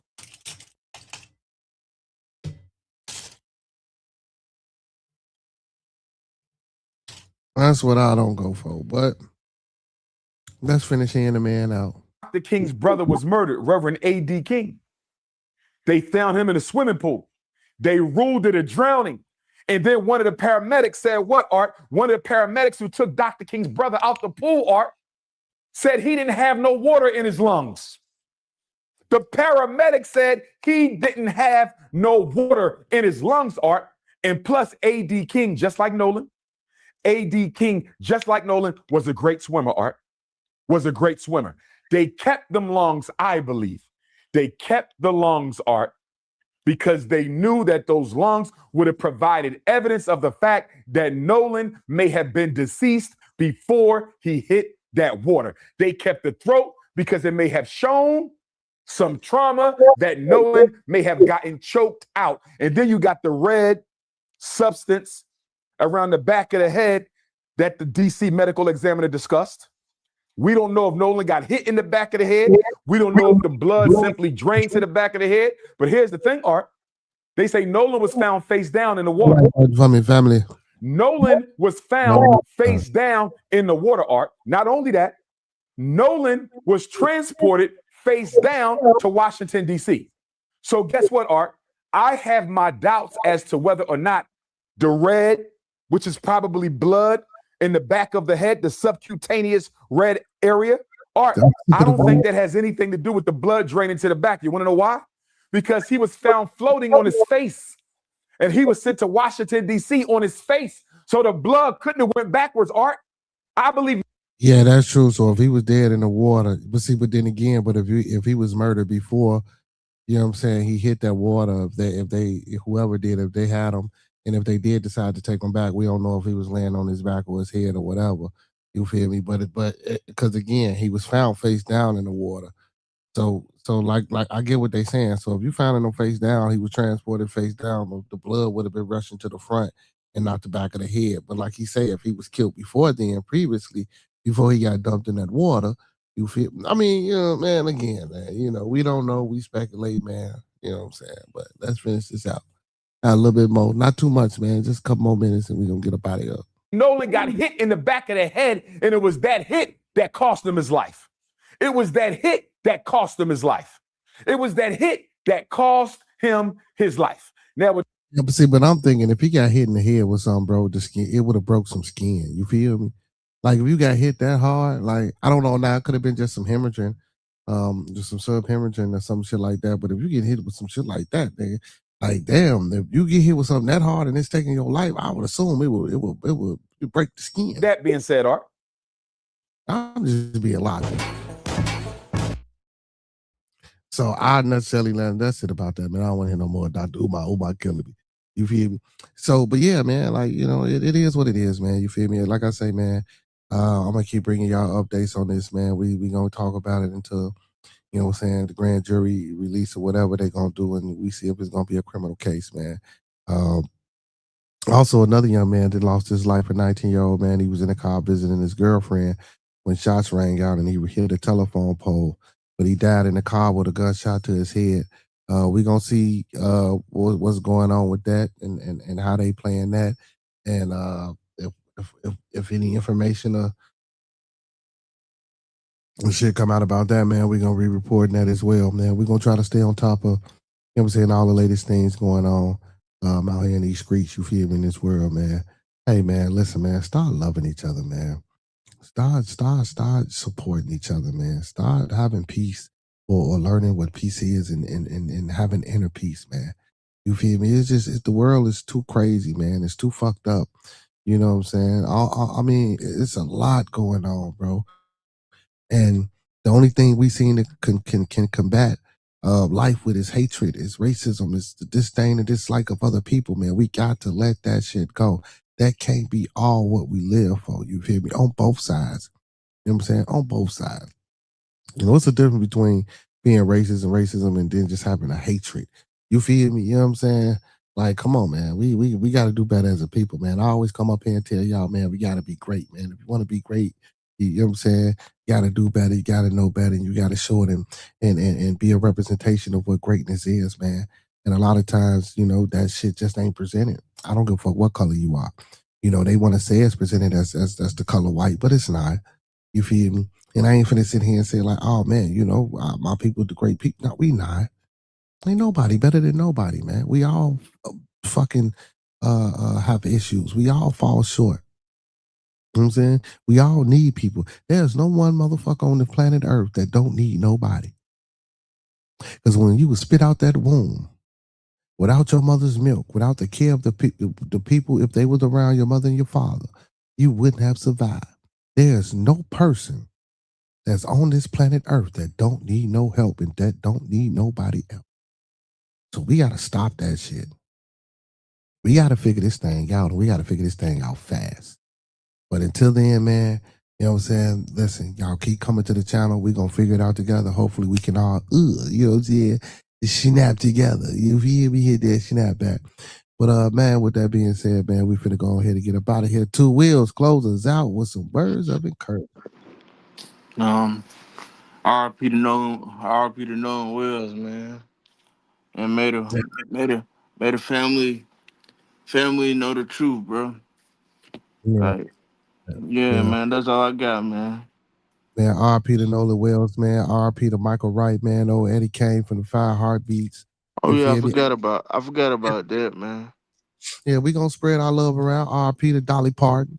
You feel me? Yeah, her too, man. You know what I'm saying? Condolences to the family, man. Listen, man, if you done lost somebody this year, you know what I'm saying, from January up into this time, Whether you're a celebrity, whether you're a regular person, I don't give a fuck who y'all, wherever y'all.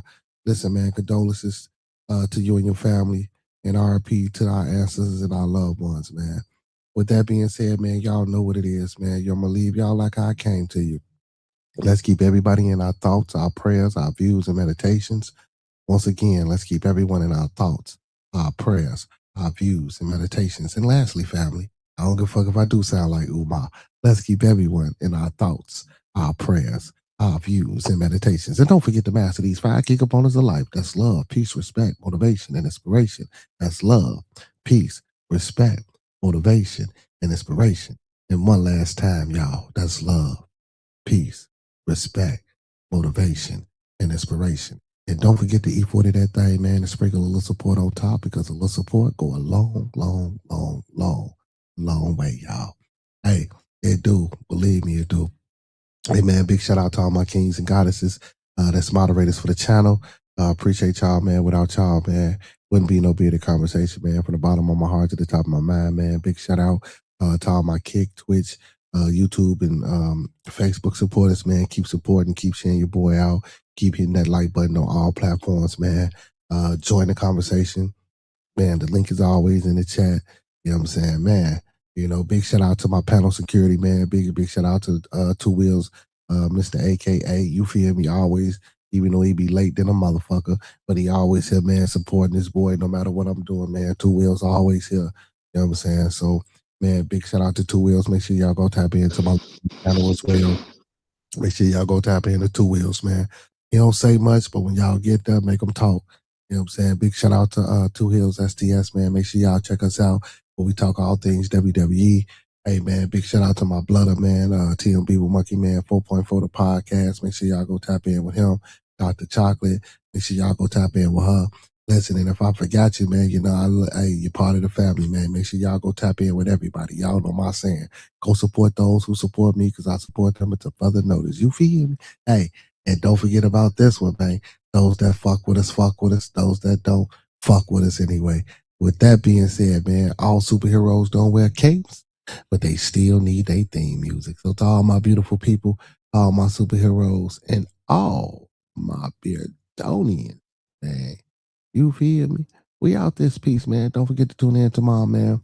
Dump it Thursday, man. You know what it is, man. Sunday to Saturday, man. We every day of the strong, we got something going on, man. Make sure y'all tap in. Peace. Guys, yeah.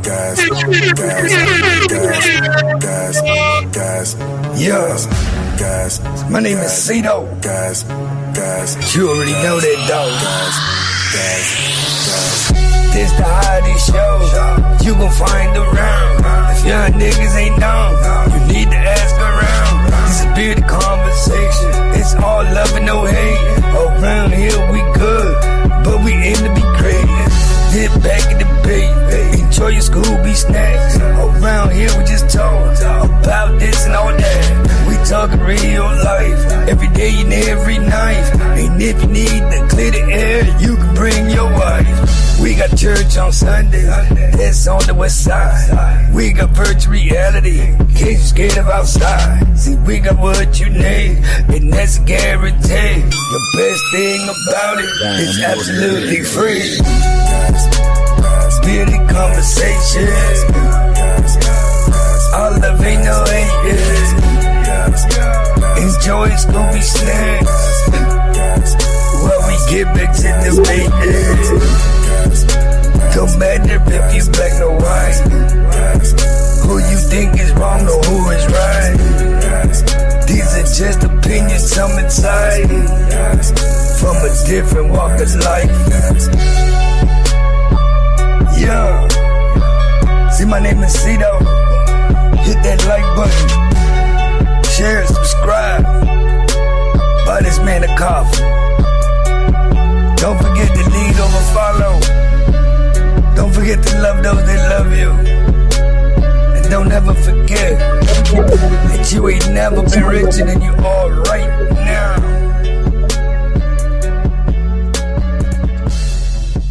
Video man. Thumb up the video, man. Like the video, man. Thumb up the video, man. Like he said, you feel me? Hey, man, before we get up out of here, man, make sure y'all don't forget to tune in, man. This Friday, y'all see it, man. We got Boo London going to be in the building, man. You feel me? 9 p.m. Central Time, 8:28, man. Don't be late, man. Make sure y'all in the motherfucking building with us, man. We're going to have a ball, man. You feel me? Hey, man, he was on the debut. He got good music. I've been opening up with his Jones, man. Make sure y'all tune in. Y'all see the thumbnail. Y'all see the background. Y'all know what it is, man. Hey, when we come together, may we always meet on a level. Once we in each other's presence, may we always be humble and plumb. And when we leave each other's presence, may we always part on the square. Some more to be, some more to be, some more to be. So may it be, family. Peace, y'all. Y'all know what it is, man. Same brown time, same brown channel. Y'all come brown now, you hear? Peace.